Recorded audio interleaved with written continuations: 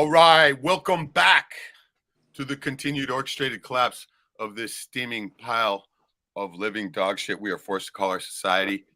I'm your host, Reg from Alaska, being joined by our good friend Jack Torrance and our other good friend Joey down there. How's it going, guys? It's going great, guys. Great. Cheers. Right on. You having a Merry Xmas? Oh yeah. Right on. That's good. It's like yeah, I'm doing a lot better this year. My second year solo, and Right. so lot easier than it was that first year. I tell you what, Yeah, I bet. Dude. Yeah, it's not bad at all. I mean, I'm getting used to this whole totally solo thing, right? Yeah. And so yeah, not so bad at all. I've got a few Instagram posts to share with you, not too many, I went through a few of them on the last bit. I did an unscheduled stream there. What was it? Can't remember. Was it like I think last it was Tuesday. week? Yeah, and I got a partial block on it. Oh, really? Can you still see the stream up there? I mean, I watched it. Right. It says it's got a partial block on it now because of the copyrighted content within. I was talking about the good, the bad, and the ugly there. Sure. And I showed that video where I do have, part of that movie in it. And so I think that's what they might be talking about. They also partially blocked that video that I made. I mean, come on, man. I was just doing a comparison, right? I thought that if it was fair use, if you were actually using it for instructional or entertainment purposes. Right. Normally it is, I guess, but fuck, I guess they pick and choose whatever cases they want to do. Yeah. See, that first one I did, the Who Did It Better, was I played them both at the same time, and so that way the soundtracks were blowing each other, and so they couldn't. The AI probably couldn't figure it out, right? And so. But I've been dabbling a little bit in the old Satan's fucking snatch of AI, I guess we'll call it. Yeah. I know, right? I only messed with it that one time, to make that video. Yeah, that was a good video, man. I mean, it fucking pretty well thought out video for Asians incarcerated, right? Right. I'm still going with that, it's a bunch of fucking Asians. Well, yeah. I mean, like you said, one of my favorite bits of yours is the Chinese guy driving the Tesla. Yeah, I know. The poor Chinese dude chained to a fucking tail. Drinking a Red Bull. Yeah, I know, right? No, they got that fucking infused straight into his veins, bro. Yeah, no doubt. Right? You don't get drowsy, right? Nah. Logan, welcome. Merry Christmas. You too as well, Stephen Crumley. Hell yeah. Welcome, brothers. Cheers, good to see you. Good to see you. Good to be back on here. Always nice. Yeah, shit. We've been getting fucking blankets of fucking snow here, bro. Oh, is that right? Oh, man. I imagine so, because it was frigid. Yesterday it was like 65 degrees and raining, and today it's in the 30s and just. But with the wind blowing, it feels so cold here.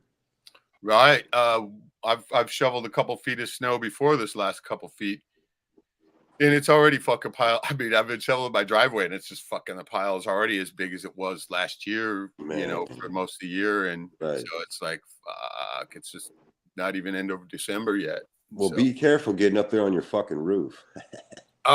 Lucky thing for me is when it blows here, it blows the roof snow down. Right. Yeah. So it's only, not even over a foot up there right now because it blows it all off, So I'm lucky in that respect. We never even get a foot of snow here ever. No, that's all we get here, it seems like, right? Yeah. So winter is in full swing, but it doesn't seem like it's as bad, right? I'm kind of keeping my fingers crossed that we're not going to have that fucking 90-mile-an-hour wind like we usually do, right? And that's usually right at the end of this month and into the first week or two of the next year, right? That's usually when it strikes. Right. So yeah, so far I'm like this now, right? Keep them fingers crossed. Stephen Crumley says damn near 70 and raining nonstop here. God. Yeah, that's how it was here yesterday, bro. But the cool air moved in here in Arkansas, bro. So, it came from the north. They had that high pressure system that they had here installed. They chemtrailed the fuck out of us for Oh days on fuck. it. And hey, and it just creates a high pressure system when they turn on those HARP machines. Wow. And so nothing can, it's just a bubble of warm air. But whenever they turn those off and they stop chemtrailing, the real weather, it comes down, and it hit us hard, man. Wow. Yeah. I'm a firm believer that when they control the weather in one part of the earth. Oh yeah, it's butterfly effect. It really is. Mm-hmm. And so Stephen goes on to say that there hasn't been a foot of snow where I live since the blizzard of '93. Right. We haven't had a foot of snow here in Arkansas. I can't even remember the last time. Right. No, I'm used to it up here. I mean, we always get, a lot of snow. Yeah, it's Alaska, dude. Yeah. So everybody, has been snowboarding, but me, I got to go sometime. Of course. Yeah, I was going to roll one here. Let me get my shit together. Yeah. Loken says nothing but rain and fog here for last week. Very unusual. 11 degrees Celsius now. Okay. So that's I think it's not even that cold here right now. It's just below freezing basically. I think it's something like 20 degrees or something. I could probably look it up. Fuck, man, I'm fucked now. I fucking had to get a new phone service and I got an iPhone now. Fuck, man. Yeah, hey, whenever you text me, I see that your texts are blue, and so I knew you got an iPhone. I know, man. It's like fuck me, man. I've been a Droid person all my life, so I'm fucking fucked. Especially this is like the cheapest iPhone ever, too, right? Yeah. It's an SE. It's got like a little button down here. It doesn't have a back button. No back button. What the fuck, right? And well, once you get used to this thing fucking so many times. Once you get used to the iPhone, you might like it. Oh, I already hate it, bro. I don't know if I could ever fucking. I walked in there. I wanted to trade it in, right? And it wouldn't let me, right? I went in there. I said, "Hey, man, can I trade this in?" I go, I hate this thing more than I've ever hated an inanimate object in my life. Right? I was like, I can't do fucking shit on this thing, right? Yeah. I mean, even if I make a call, it says you must add a 1 to this number. I look at it, there's a 1, right? And hey, I know what you mean. I know there are some bad things, but what I like about the iPhone, the only reason I like the iPhone is because they have really good cameras and really good mics. Right. So yeah. Well, yeah, I'm still not used to it. Fuck, I made the mistake of trying to go DoorDash, not being used to this phone. Oh my God, what a nightmare, right? Not bad. And the location wasn't directly on, and the GPS here isn't that great anyway, right? And so it was showing, oh no, the house is over here, and I'm like, fuck me, right? And it was just, I just said, fuck it, right? I'm not doing this anymore, right? I had to. It was a nightmare, and so.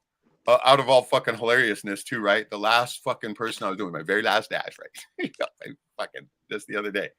I couldn't find the place, right? Out in the middle of nowhere, the fucking GPS isn't picking up.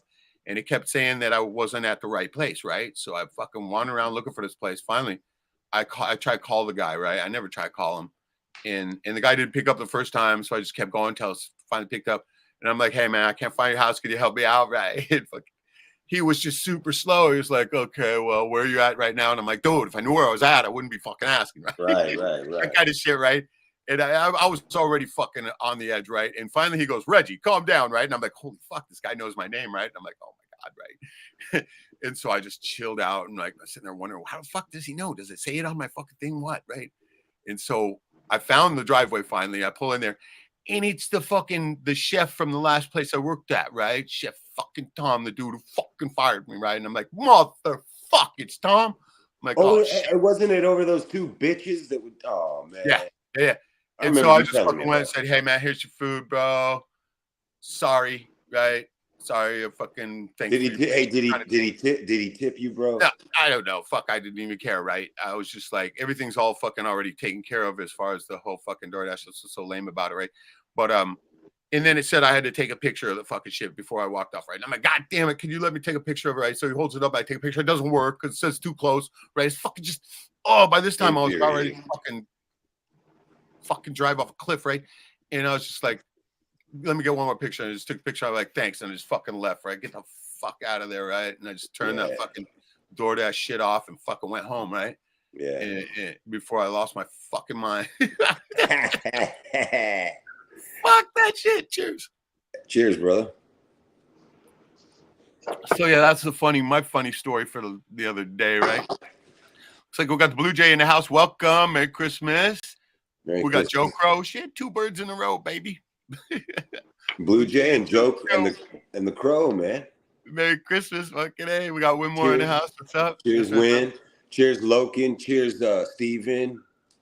Almost missed the live. Hey, it was a sperm of the moment, right? It was a sperm of the moment. Me and Reg we didn't know if we were gonna do it today or not, but we did. I know, right? I was like, fuck, whatever, I ain't doing anything else. I guess I was getting ready to do a couple t-shirts, right? And I'm probably gonna do that after, but I figure, fuck bullshit for a little bit.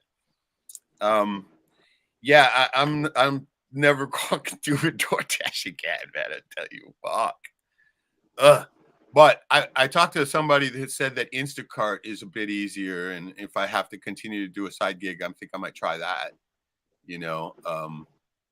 But I got a couple little t-shirt orders, so that's cool. And fucking just keep it together. Did you notice the new studio, Jack? Yeah, I did. Sure. I thought I saw that on the last stream. Yeah. I didn't know you were going live on the last stream, bro. It was on Tuesday. Could see there's a pile of puppets over there. The green screen is here. And there you can see my wings and shit in the background. And so those are my angel wings, right? Right. That's kind of going to be the joke with the character angel, right? Those are his actual wings, his real wings. Right? He's fucking hacked off. No, those are actually eagle wings that I found years ago, right? So used to be in my dance gear, but I haven't done that for so long. Is it true? Is it, Reg? I got a question for you, man. Yeah. I saw that movie fucking 10 years ago or more, The Men Who Stare at Goats. And in it said that if you even pick up an eagle feather, it's a $50,000 fucking fine. Is that true? Or only at one point in time that was correct? I don't think it's that anymore, but there was one point in time they were saying that shit. And I literally went to this one meeting where they were talking about that, right? And I was like, I brought that exact question up to the guy, dude. I was like, are you seriously trying to say it's a $50,000 fine? Because this is very cultural for us, right? I said, when the eagle, even when you find the dead body of an eagle, the eagle has presented himself to us, and we're allowed to use those feathers in our dance regalia, and it's a changing in a person's life, right? I say, so you're going to try to tell me that our culture don't mean shit to you guys, and you're going to find us 50,000. And the dude was just like, fuck, you could just tell everybody went silent, right? They were just totally listening to this, right? And the dude up there just fucking, you could see he just went nervous, right? His fucking hands were trembling and everything, right? And he was like, he was just trying to avoid, saying hardly anything, right? He was talking like a regular legalese motherfucker, right? And he just kept saying stuff like, under the current administration type thing, right? That would be correct, and stuff like that, right? Like, just trying to distance himself from the whole thing as much as possible, right? Wow. And I was just like, and I kept reiterating, right? Let me get this straight. I kept saying, right? I go, I want there to be no question in my mind, right? Because this is very important to me and to everybody in this room, right? And I think it was shortly thereafter that they went ahead and loosened up on that shit, right? Because only for natives. Dude, listen to those motherfucking pieces of dog shit, though. Oh, we're gonna find you 50 grand if you even just took up a feather, right? Fuck you, man. No wonder why everybody wants to burn your cunts to the ground, right? No shit, bro. And fuck, guess what? It's gonna happen anyway, you stupid fucks. Not because anything I do. It's because your Jew over fucking lords are gonna burn you to the ground. So fucking thank yourself for being the guard dogs. That's right. That's we know. We've been waiting on it. We've been waiting on it forever. Oh, it's coming any minute, man. You can tell. It seems to me that this is it. Dude, does anybody in this room pay attention to the fake news anymore? Not even a little bit, man. Or even, how about even to the real news? Nothing. I don't listen to anything anymore. Just you. You and me both, bro. All I do is watch the videos in our circle. That's it. That is. Yeah, I swear to you, that is it. Mm-hmm. That's fucking absolutely it. Except for, all right, I did go and get a Mind Valley subscription, right?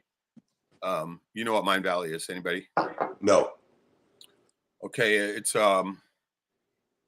it's like the world's biggest self-help type website kind of thing, right? It's okay, the guy, the founder, Vishen, he is the guy who was, remember the Silva mine system, Jose Silva? Silva, Uh, it's that kind of stuff, you know, where you believe it, it'll make it happen, that kind of shit. Silva. manifestation, and all Right. that. It was the biggest, it was the first back in the 70s or 80s or whatever the fuck it was when this guy came out, Silva, the Silva method, super fucking popular, put meditation into the mainstream, right? Because back then it was hippy dippy, right? Now meditation is like fuck, everybody's into it, right? Complete change. Silva was like the first guy to really start that out, the Silva mind system, right? And it was really popular back then, even more so today. And I guess Vishen was like the guy who actually worked with Jose, right? And shit like that. And now that he's passed on, I guess he's like the main spokesman for the whole system and stuff like that, right? As a matter of fact, that's a big thing with Mind Valley, right? And him as the founder. And this guy's made a shitload of money, right? He's and yeah, they got a real cool site. There's a lot of different things you can learn on there and stuff too. But I mean, it's comical in a way too, because I've been watching a lot of these videos and they all start out, they're all whoever's hosting, they're always like, man, I'm just so excited that, you know, that you're here, just excited, right? Every one of them is so excited, right? And so I got to make some kind of joke about that, right? So excited. So, yeah, I was so excited. I'm so excited. My nipples are just ripping through my fucking shirt, right? That kind of shit. And so, you know, I'm going to do some kind of a mock-up video and, you know, I'm going to send it to the guy too, right? And say, you know, this is how every one of your fucking videos starts, for fuck's sake. Because, you know, all these people are uploading their own little courses at different times and different intervals and different subjects, but they all seem to start out with the whole "I'm so excited" bullshit, right? And so, you know, I'm so excited, you know, it's going to be played in the background. You know, I just find it hilarious because, okay, one of the things that gets me too, and this is the statistic anyway. A person's going to figure out whether they're going to watch your video or not within those first 5 to 10 seconds, right? Sure. And that's how it makes that time the most important in your whole video. No matter what length it is, you're either going to lose them or hook them in that first 5 to 10 seconds, right? And so whenever I turn on a podcast that has some fucking shitty music on it that they want to play for 30 seconds, even 30 seconds is too long. If they play it for fucking any more than a minute, I will never come back to their channel, right? That's just me. I know I'm not the fucking average person, right? But that's how it goes for me. If I got to listen to your fucking theme for too much longer, I'm just going to click off. And no, I don't listen to any themes or anything like that. No. I mean, I've seen some of them that have gone. They're the one that I was looking at the other day. I click forward. Thing wasn't even done for 10 minutes. I'm like, fuck, dude, the dude's, yeah, man, I don't know how he hangs on to people, right? And Did you know this is my, not to break up the conversation, this is my first beer all day. This is, I think this is my second, but I had a seltzer. I got 2. Right. So I can cheers myself. You know, I just thought of that. You know, it was a busy day. It was the first beer I had all day. Yeah. Joe Crow's agreeing to no news. No news. It does feel like the end. Everybody's feeling that. Loken says next year seems to be the year. Everybody keeps saying that. Yeah, 2024. It is. It's the 6,000th year. That's what I wanted to ask to you guys, right? And everybody in the room too. I mean, you know how the remote viewers were saying they're seeing some shit, right? They're thinking it's going to happen before the end of the year. We're almost there, right? Do you think it's going to be no, or New Year's or after? No, look. This isn't the year, man. It's next year. Now, you know as well as I do, anything can pop off at any time. We know that's true. It's true. Right. But, and that's a big but. I know that from the research I did 25, 30 years ago or longer, I was given a Bible from the 1800s that told me from Adam till the time that Bible went to print, how many years had gone by. And then I just added the year that Bible was printed till now. And till the 6,000th year, and there it was. 2024 is supposed to be the 6,000th year since Adam. Huh. Right. Yeah, I'm thinking for sure too. We got John, Eternal Extrapolations in the room. Welcome. He says, Happy Christmas. happy Christmas to you too, brother. Cheers, One more brother. digs that stained glass in your background, Joey. Oh, we just lose Joey right at that moment. What the hell? Yeah, he's got some stained glass going. Yeah, I know. He's just like yours, bro. I mean, I've seen one of those in this Turkish place the other day. I'm like, fuck, if I had some extra cash, I was going to buy one of those. Oh yeah, man, I got a lot of that shit. But no, I think I just read a comment that said it was all planned. Absolutely. This is orchestrated events. Everything we see, the world is a stage. It's a Truman Show. Everybody, guys, look, everybody who's in this, everybody, obviously, everybody who's listening to us and is in our circle is like Truman. They kind of know that they are Truman. And everybody outside of that is an NPC, man. They're not. I'm telling you guys. I know it sounds fucking insane. People think I'm insane, Reg. Like people think I'm I'm in insane. agreement. I'm in agreement. But look, I'm really telling you guys, this shit's set up for you, man. It really is. You personally, it is. It's a test, I guess. I don't know. Joey's having trouble with his connection. Well, hey, John, if you want to jump on, that'd be awesome too. We'd love to hear. Oh, hell yeah, John. Yeah, it would be cool. Been a grip. I mean, just for a little while, you could fill us in on what's going on over there on your side of the pond. It's probably pretty late over there on his side of the pond. It's like we got Joey back. Yeah, see, they're loving that stained glass lamp you got back there, Joey. You got a couple compliments on that. Oh yeah, that's pretty. It is pretty sick. Where'd you get that? I mean, shit. He won't divulge his secrets. It's pretty dope. My woman and her mother got it for $50 at a yard sale. Wow. That's badass. That is killer. What a killer deal that is. Yeah, because glass ain't cheap. Lamps ain't cheap, man. I mean, is that an antique or is it new? I mean, there's a shop that has these replicas, right? No, it looks older. Does it look like is it an antique? Could you tell, Joey? I mean, it's older. Old. Yeah. Okay. I could, man. That looks like it's probably worth way more than $50 then. Oh yeah, I'd give him more than $50 for it. Yeah, no, right? Sometimes you find some really cool shit out there like that. And yeah, like I say, I got a couple of things on the Instagram page that we can look at here. But first of all, I want to ask you, anybody got any news in their area? Anything big happen? Anything little happen? Did you see something strange? How's the chemtrailing going? That kind of thing. Anybody got anything to say? Have you seen the fucking Elon Musk fly through the sky lately? Anybody got anything? And I'm asking everybody in the room too, if you want to put something up that you've seen strange lately, or whatever, that'd be cool. But there's been anything big happening here. Personally, I haven't seen anything, but I could tell you a story. A guy I know. Okay. He lives about 20 miles from us. Okay. Not even about 15 miles. And it's very much here near where I live, near the city of 100,000 people or so. And then in a metroplex of a lot more than that. But, in the surrounding areas, but it's pretty clear out about 10, 15 miles away from my house. And I mean, you can see the sky. And he claims to have seen a UFO, right? So then he said he saw a UFO. Oh, really? He said he swears that and he's not trying to bullshit me. He knows who I am. He knows, he works with me, dude. He knows that I'll call him out on UFOs because I don't believe that shit.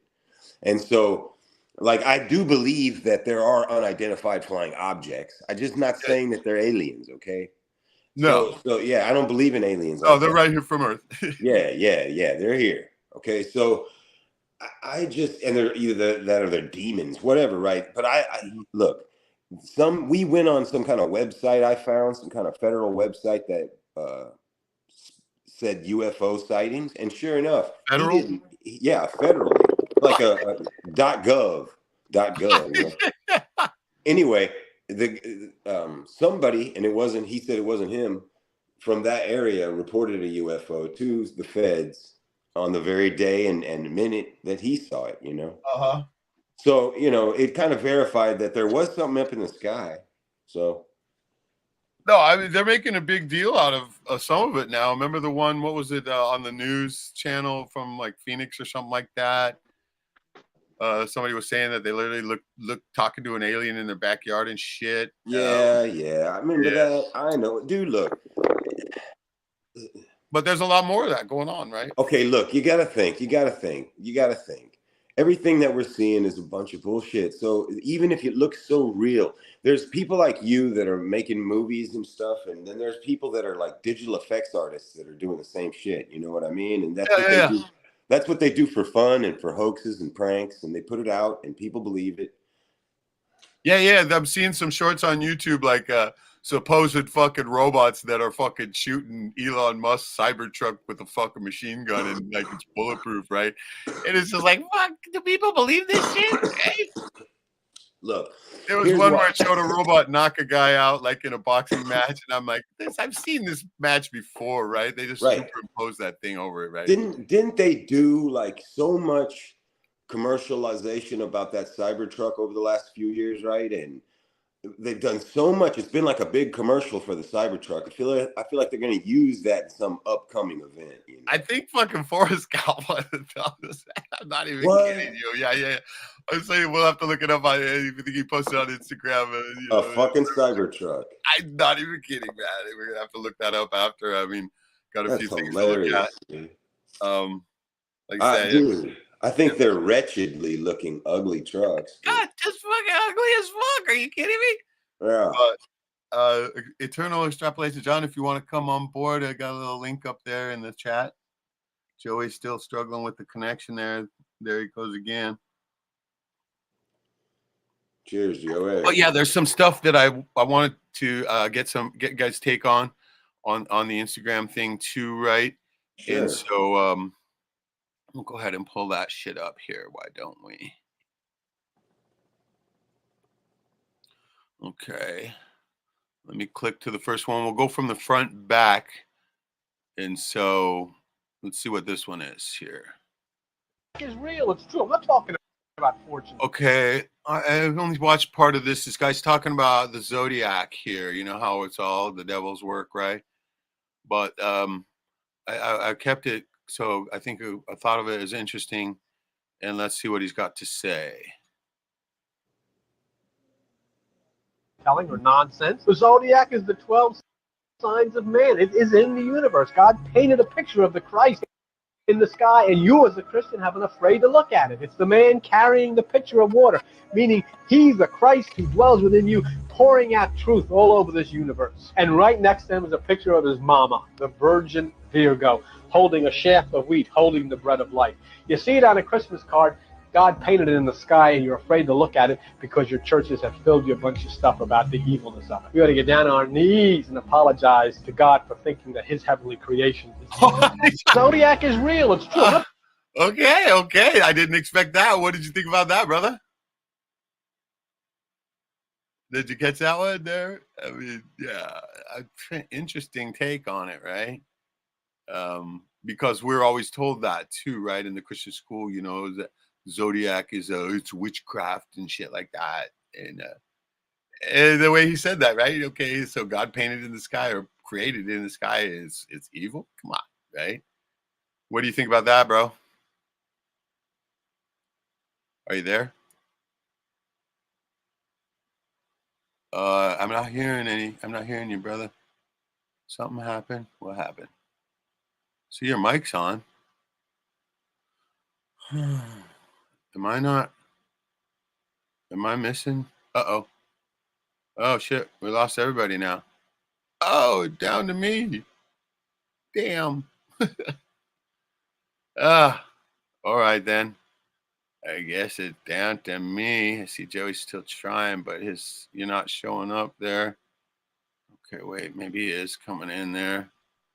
All right. What about anybody in the chat? What do you guys think about that? Can you guys still hear me and stuff? Everything good? Okay, good. There's Jack. Jack's back. All right, we lost you there for a minute.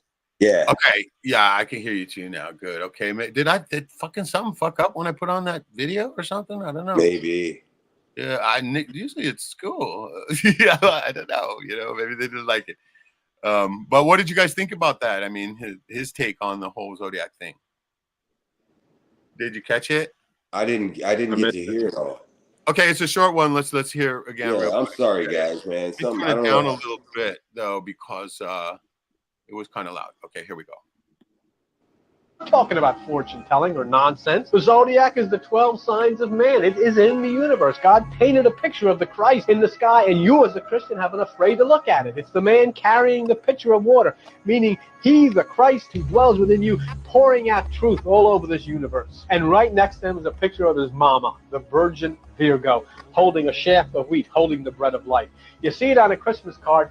God painted it in the sky, and you're afraid to look at it because your churches have filled you a bunch of stuff about the evilness of it. We ought to get down on our knees and apologize to God for thinking that his heavenly creation is evil. Zodiac. Huh? No, I completely agree. I know, right? You know, because I remember that I used to say that to us in Christian school when I went to Christian school, right? They would say, you know, all that's it's witchcraft, and you know, you don't even fuck with it, kind of thing, right? And so, you know, yeah, well, we had to buy into it then, right? Yeah. But I'm kind of agreeing with his take on it. No, I've always agreed. Listen, I don't care what I said I was a follower of the teachings of Jesus Christ. I didn't say I believe every fucking bullshit that some man probably penciled in there. You know, in the Bible, you can, I have found that I read the Bible and so much of it sounds like beautiful poetry. And then just in the next sentence later, it will be like, or you'll burn in the lake of, you know, sulfur for eternity. I know, right? Or whatever, you know. That sounds, forever because I don't know, man. You know what I mean? I don't know. Yeah, it's the control device that they've taken and made out of the whole thing that I don't agree with. Loken says that he's read that the top 10 shipping companies are not going through the Suez Canal anymore, and that they're going to be raising prices to compensate. Well, of course they are. Joe Crow, cyber attacks are going to get crazy. It's so easy for them. True. He says Bill is great. Has had a lot of videos on YT. Oh, he must be talking about the guy we're watching. Look, it says there's also something about the Julian calendar ending next year. Right. The way they changed it from the natural calendar to the Julian, right? That's the one they use for your prison time too, right? Okay, let's check out the next video here from the next guy. See what's up. Okay. Oh, I'm gonna scale it down. I think this one's just a post, right? Yeah, it's not a video. From Cosmic Peach Podcast. Citric acid that is in today's processed foods and supplements is not what the name implies. It does not come from citrus fruit. Said it comes from the GMO black mold grown on GMO corn syrup. Wow, what shit is that? No shit. Has anybody heard about this before? No. I have not either. This is a good one. This is a new one. Yeah, that's hilarious. Somebody in the comments for her agrees, though. Yes, citric acid is definitely something to avoid, along with natural flavors. Right. Yeah, I mean, but black mold from fucking GMO corn. Oh my God, it makes perfect sense, doesn't it? Well, the word citric acid turns me off right off the bat. Yeah. I don't care if it's supposed to be from citrus. I didn't read it like that. Right. Well, fucking, you know that. I mean, you read this shit. They use these type of words. Well, natural flavors. The natural is not the key word there. It's flavors. It's like they call that NutraSweet, right? I think it's got nutrients, right? Aspartame. Yeah. I know. It's always that was. You know, a lot of people forgot that. You remember the guy on 9/10 who said in the Pentagon they misplaced the $2.3 trillion or whatever it was? Remember that? What was his name? Donald Rumsfeld? Well, he got super rich off of that NutraSweet and working for the FDA. That was the play way back in the day. They were selling all the drugs to the people through the food and the GMOs and taking over the farms, and they were having a fucking heyday back in the day. You remember? And yeah, he made a lot of money off those pharmaceuticals back then too. So, you know, these people know what the deal is, and they just put it on the people, and then the people just pay for it.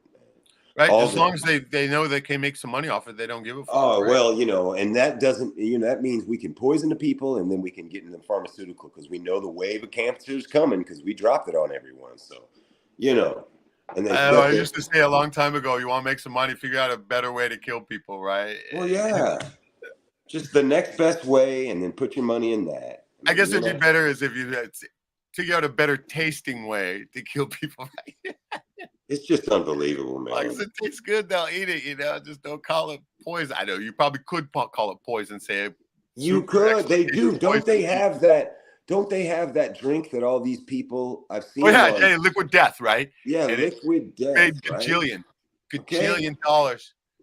Yeah. So they already do call it straight what it is, and people buy it up by the. Yeah, fucking made a fucking ass shit ton load of money. Still is.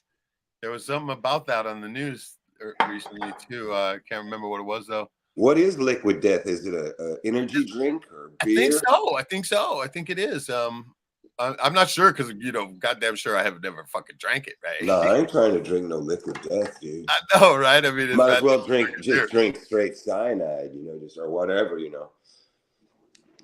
Absolutely. Loken says they're also cutting the internet cables in the East because of the rising tensions. Yeah, I could understand that. The fake rising tensions. Oh, here we go. Let's go to the next post here. The manufacturer. Okay. They told smart you jogger. Pretending is smart jogger actually got a smart jogger on instead of somebody else. But let's see what he's got to say.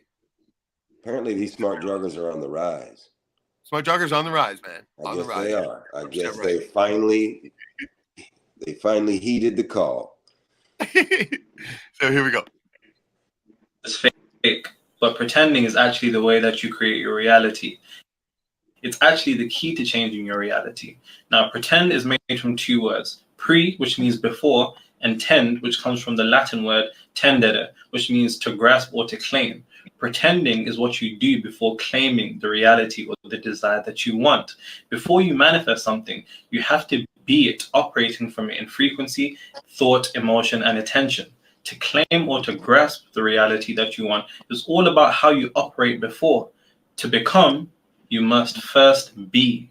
They told you that pretending is childish to get you out of your creativity. You need to start pretending again, because that's how you raise your vibration and actually calibrate yourself to the frequency that you want. They told you. Okay, yeah, I can grasp that. I mean, what do you guys think? It's a way of looking at it, of course, I mean, if you have to think about it before it becomes manifest, right? Even if it's just so much as picking up a lighter off a table. I had to think about that before I did it. Well, it's just like along the lines of all the stuff they say on Mind Valley too, right? You got to start visualizing yourself in that perfect life in order to get there, that kind of thing. Sure. You can go as deep as you want. And I guess I could use my work like I always do. I have to think about these things and make them real in my mind before I can build them or install them or climb up that shit or whatever it is, Yeah. Or work on it. Like yeah. I have every to piece make of artwork that I make too. Same thing. Yeah. Joe Crow says they could have airlines fall out of the sky all around the world. Oh, for sure. John agrees with Loken. He says, yes, so far there seems to be unseasonably mild weather in North America and Europe. Control the weather. All they got to do, guys, is now they've got so many people plugged into the Internet of Things now. It's real. It's really become a reality. And people need to realize something. They could shut your fucking shit off and call it a power surge. But you wouldn't know any different. It would just shut everything down. And then they could say whatever happened. All the planes fell out of the air. All the cars crashed. You see how quickly that could happen? Now, that's just scare tactics. But if you really do think about all the smart shit that everybody has, and they have plugged this shit into all their power stations and all their substations. I used to be a lineman, so I know. They're all plugged into computers, and if there's glitches there, then they can shut that shit down. And fuck, so they could say Russian hackers. Yeah, remember, I mean, that's what I think they're going to do with the whole fake nuke too, right? Oh, the EMP, right? Of course. You And got then, this band, but not the other areas, well, right? they've shown you that they can remotely blow up any battery they want to because they got the fucking detonator attached to it through the fucking cell phone. Okay, Yeah, no and these are shit. bombs, man. Yeah. If a bunch of your batteries in your everything you have start blowing up all at simultaneously, that's fun. It could be a lot of fun. Do you think that? You think the fucking cell phones can explode? Well, they have proven, didn't they? They blamed it and said that the Samsung phones were exploding because the battery, right? But I think they were fucking blowing those phones up on purpose to see if they could. Don't you understand? Everything they do to us, they give us these phones and tell us, here, have these, have these, have these. And we don't even know what they're giving us. And then we just agree to anything that they say. If you read through all those bylaws, it's insane, you know, what you're really giving up. You're giving up everything, your privacy, everything. Yeah, it's like, you know, when I found out that they even like those vapes, right? Like this vape thing I got. Fuck, where is it? That those things, those vape pens, right? They can blow up in your face too. Sure. When I found that out, I mean, and they've gotten more and more digital through the years. You know, I'm just saying. I'm not saying this shit's gonna happen to us, and I'm not that guy. I'm just saying we know that there's a progression of things, and they sped that shit up, right? So you know, we all need to be on the lookout for a lot of different things now. Because this is a bunch of bullshit these people are trying to pull on us, man. Look, with all the lie wars and all the bullshit, what the fuck, man? Winmore's got a comment. He says, Reg, I really want to make love to a beautiful woman on this Christmas day, but there's no one for me today unless I favor. Ow, really blows. I miss all the days of yesterday with the ladies. Okay. Wow. All right. Well, get out there, throw it out there, see what happens. Joker says, Reg, look up a video of water touching a lithium-ion battery that blew up. Oh, okay, yeah, we'll check that out. I don't think I have many posts to check out on the Instagram here. Whip through them. Says Eternal John, I respect who you are, my brother. You are a complete man in my eyes. Right on. Yeah, John made a comment like he was going to come on. I don't see anybody showing up down there quite yet. But this is weird. This layout is kind of weird. Sometimes it's hard to see new people on there. That's why I keep trying to scroll down. I know that if somebody shows up, it will scroll down. When I give you a new layout? Right, because, well, see, how it laid out on my computer is like, if I got a share screen out, I only get 4 slots before the next layer, right? And so right now the 4 slots are full. So, but usually I can see part of if somebody else joins, it'll show up right below me. You see part of a window. I don't see that yet. And as I try to scroll down, it doesn't go down. So it leads me to believe that there's nobody in the studio below me yet. And so make sure and throw a comment out, John, that you're in the studio if you are. And so that way I can make sure and scroll down there and get you. But let's continue with the Instagram posts and the smart joggers. Yeah. Smart joggers. I know, right? They're hilarious. Right, This is great. Here we go. Let's try for the next one. Let me scroll back out. And then we'll hit it. Should've never chose me. Should've never chose her. Now I'm in a separate predicament that you was in. Because this is a guy using Google Earth to scroll in on Mars. That's in Canada. And yeah. So he scrolled in it. They call it Devon Island, right? We've talked about this before, and you can look it up on YouTube yourself, or I mean on okay, wait, there's John. Woo! John, brother, welcome. How's it going? Hello, can you hear me okay? Hell yeah, loud and clear, brother. Go for it. Good to see you, man. Good to see you too. And you know, you were right, it is a bit late over this side, but I just said, fuck it. You know, I was gonna go to bed, but I said, no, you know, I'll just get a second wind and stay on, see how long I'll stay on, but at least say hello anyway, you know? Cheers. Hell yeah, it's good to see you. It's been a grip. Brother. Cheers, Jack. Good to see you too. Good to see you, Joey. I like the lamp you had there. It was looking good. It was rivaling Jack's lamp. Oh yeah. Hell yeah. Very cool. What's going on over there with you? We haven't seen much on your channel lately. Yeah, I know, and I think it's you know, partially that I will say this.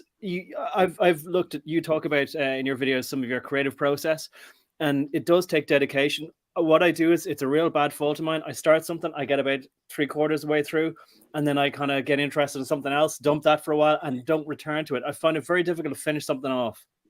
Yeah, but I'm gonna, I'm definitely gonna finish something. The stallion principle. Have you ever heard about that? Say it again.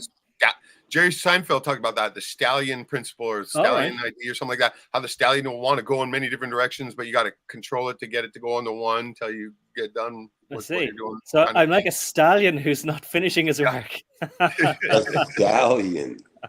Yeah. That shows you what Jerry Seinfeld thinks of himself.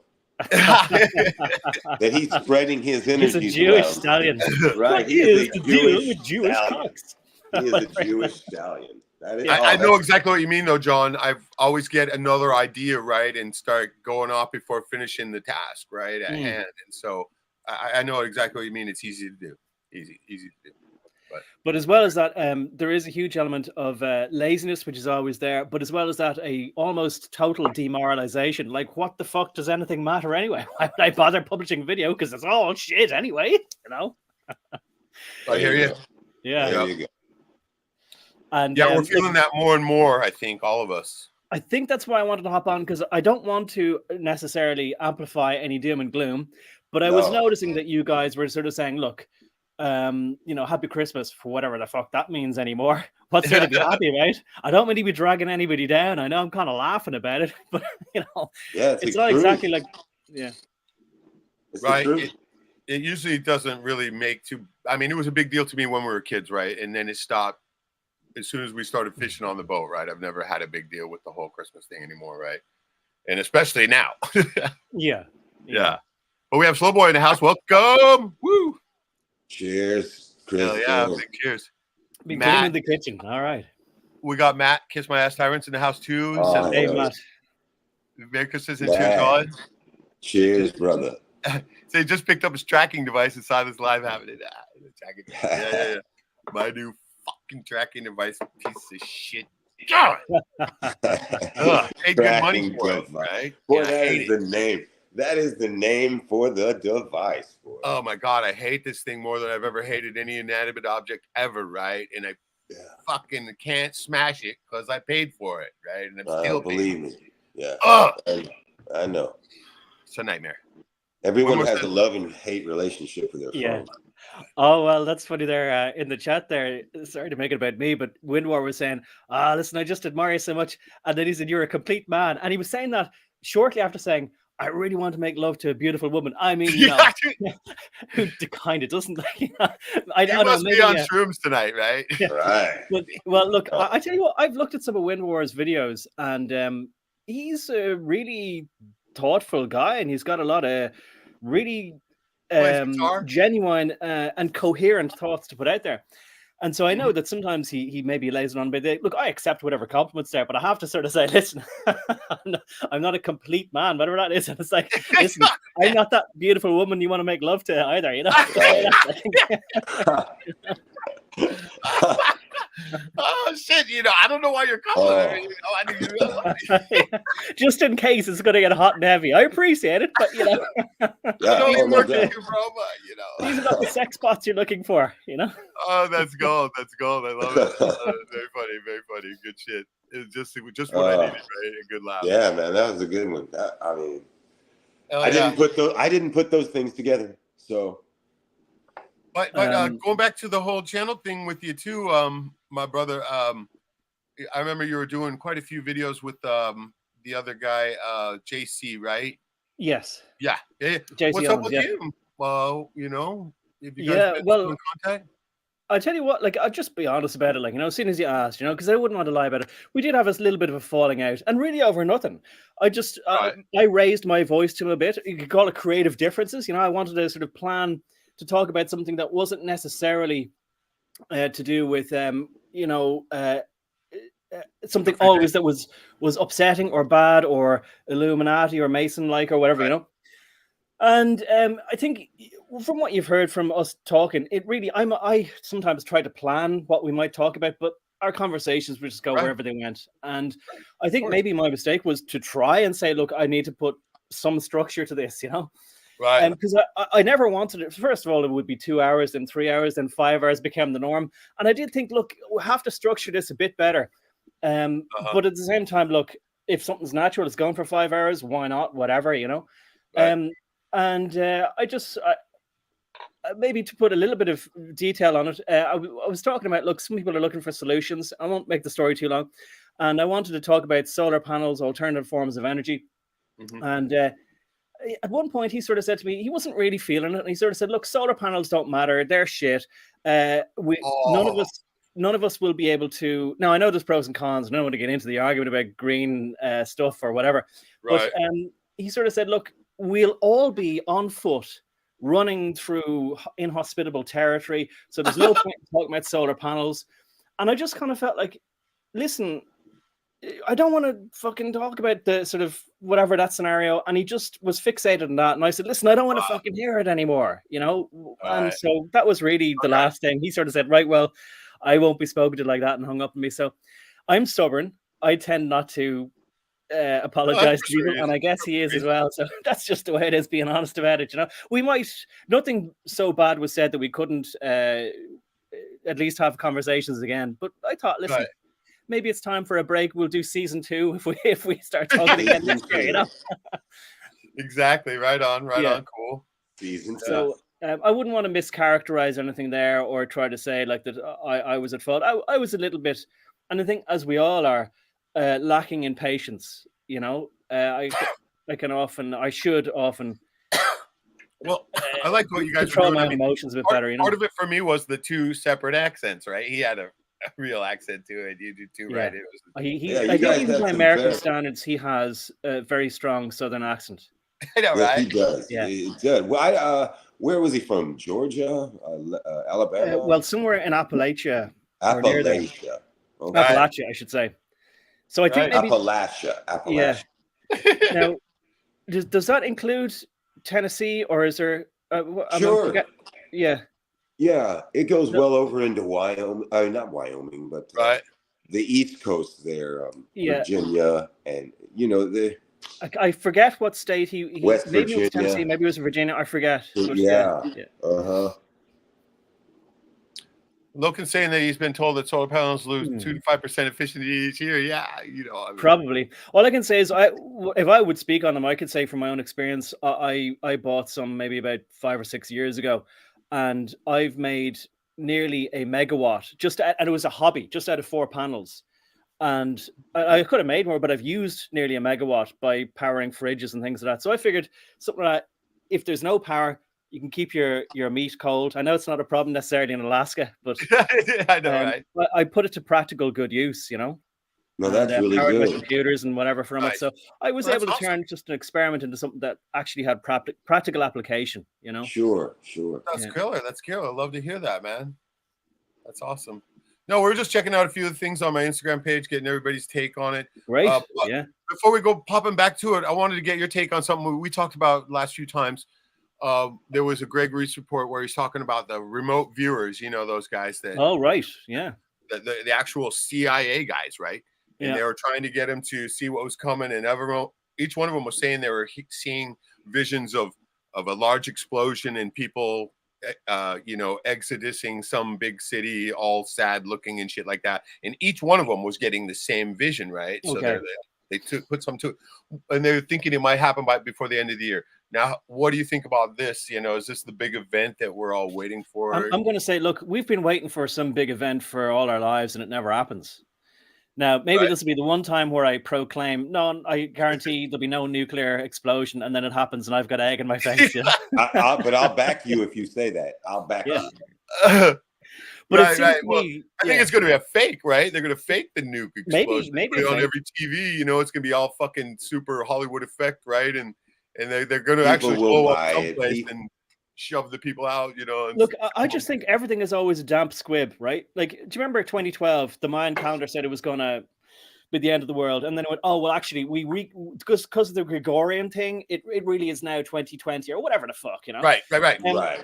I think the world is always coming to an end, and we spend our lives worrying about what's coming, and then it's over. And I'm nearly 50 now, and I can't believe they've spent so much time doing fuck all. worrying about what's next. But as John Lennon said, life is what happens while you're making other plans, you know? Yes. Right. And so you're so right. And I'm going to be 50 in March, bro. So I know what you mean. We've all been waiting for this apocalypse and hey, apocalyptic things have happened to other people. You know, I've mentioned that before, and they're happening all the fucking time if you really think about it. So get busy living, man. Shit. Yeah. Right. Right. The more that they can keep you thinking that it's coming to an end, the less. Yeah, dude. I like to pontificate about shit like that sometimes just to get it off my chest. But then I really do try to, and you guys know, I try to get back to some kind of light at the end of the fucking tunnel, you know, because I believe that there's light everywhere. You know what I mean? I'm always looking for it, so I'm always finding it. I think you find what you look for. Right. You know, I know that they probably they're keeping tabs on everybody, as we know. They're keeping their thumb on positivity. If we get too positive, they got to fucking make sure and throw something out there that's going to bring us back to the level of negativity that they want. And so, you know, all that's connected to looking at the media, right? Yeah. Right. Well, somebody I was listening to during the week put it very well. He said, like, there's always has to be a background feeling of anxiety and agitation. They like to keep us in that state. Right. Constant war footing. So that way you're not creating, you're not, you know, making something that's going to save the world, right? No, I agree with that 100%. Well, you know, not only that you would be positive and he would and they would and everyone was really positive. Remember whenever they tried to spread positive vibes through the world? I know they were satanic, but they really did use their airwaves and their shit back in the 80s remember that? We are the world and all that Band-Aid shit. The Band-Aid where they went and all those Satanists went back and forth across the world. Okay, whatever, man, right? And then they had bands that were really happy and cheery and shit. Okay. But then they hit us with the you know, all the inner city and the crack and this guy died and the basketball player Len Bias dies and that started the crack epidemic right. Anyway, I'm just saying they spread negativity all over the place and look at what it's manifested itself in. You know what I mean? Yeah. It keeps us in a permanent state of paralysis, I would say, like where we don't know what to do. Yes. I was, as far as We Are the World and the other charity song, like, you know, Do They Know It's Christmas, you know, kind of had similar songs around the same time. They were both for famine in Africa. And I've said this before, but at the time, the population famine in Ethiopia, population there was 20 million and there was millions starving. But now the population is, I think, it could be 80 million. But this guy put it really starkly, like in real stark terms, like he uses the term orcs. And he said that basically, you know, the people we talk about, we all know who's doing it, whatever they like to call themselves, that they've been breeding these people. And I think his name is Scott something. I only discovered him. Somebody posted him on Odyssey. And he was basically saying, look, they've been planning this. And the whole thing, I kind of realized it myself a while ago when I saw, like, say, the populations of different countries like Nigeria. It's something like 250 million now, and it's going to be overtaking the population of the US very soon. That with this exponential growth, they always knew what they were creating there, so they could then overwhelm our countries with this, you know. Yeah, and they pretend always the law of unintended consequences, but it wasn't. The whole time that whole Jack Torrance character has been saying, the whole fucking time is we're being invaded. We're being invaded. That's what that guy talks about in his videos. If you listen. That's all he's talking about is replacement. And listen, it seems so funny, and they call us colonizers, and they blame all these things on us and shit, right? But if you look into who had the boats and who did all that shit, then you'll really find who really was going around the world and doing all this shit, and then blaming it on the colonizers because they gave them a couple lordships, or they told them this or that. Yeah. And so, that's bullshit, man. Or they said the people are who are, and then we get the Bushes to run it, and the Clintons to run it, and those are the people that are supposed to be the people. No, they're fucking actors, and they were just doing anything they could, fucking doing whatever they wanted to. See, so the people really do. I tell everyone, the people really pay for it, guys. We have to pay for all their fuck ups. And as bad as the Clintons were, I was listening to something there during the week that reminded me that Bill Clinton apparently, like a lot of the guys, if we look at their like Hillary Clinton talking about bringing them to heel and this kind of thing, that he was singing a very different tune until he got a speaking to. And it must have been that somebody came down, threatened him, coerced him in some way, and then he changed his tune completely about everything, you know? It's like that Bill Hicks bit that he said. He goes, you know, all these presidents are so they have such, they're ideologues and they're great people and thinkers and all this shit. And they have such big things they're going to do, right? And then what do? They bring you into this dark room where all these cocksuckers are that run all the industry and all the shit. And then they show you some Bruder film from inside the Lincoln. Right. Incredible. From an angle you never saw. Yeah. Yeah. Well, I'm still in agreement with Jack when he says that the fucking populations are a complete hox, right? And so, there has to be an element of doubt about all that stuff as well. By the way, I just want to real quickly say to Winwar, I saw all the messages there that you put on the screen that he wrote. Look, you know, I want to land somewhere in a happy medium where nobody takes offense, but at the same time, we nip this in the bud, you know what I mean? But I do really appreciate the very lovely things that he said, you know? Right on. Yeah, he says it. I can see how the comments overlap each other, cause confusion. There's just it's some all sexual good. confusion going on. Not trying to get you in the back room, right?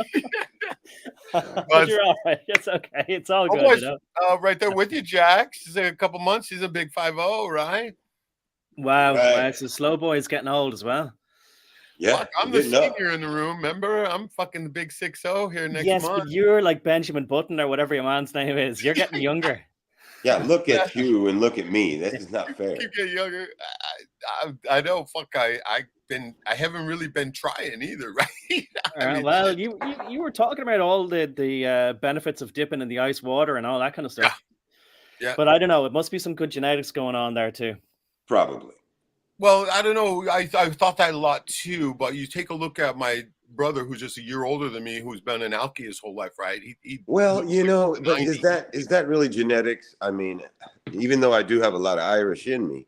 Well, we look pretty similar when we were younger, right? But as we're older now, I mean, like I said, he looks fucking like he's 90, right? And then, all my brothers look quite a bit older than I do, and so that's why they still call me like baby brother because they're trying to act like they're super older than me, but they really aren't, right? Yeah. And so, funny. By the way, I really like that. Merry Christmas, you filthy animals. Yeah, right?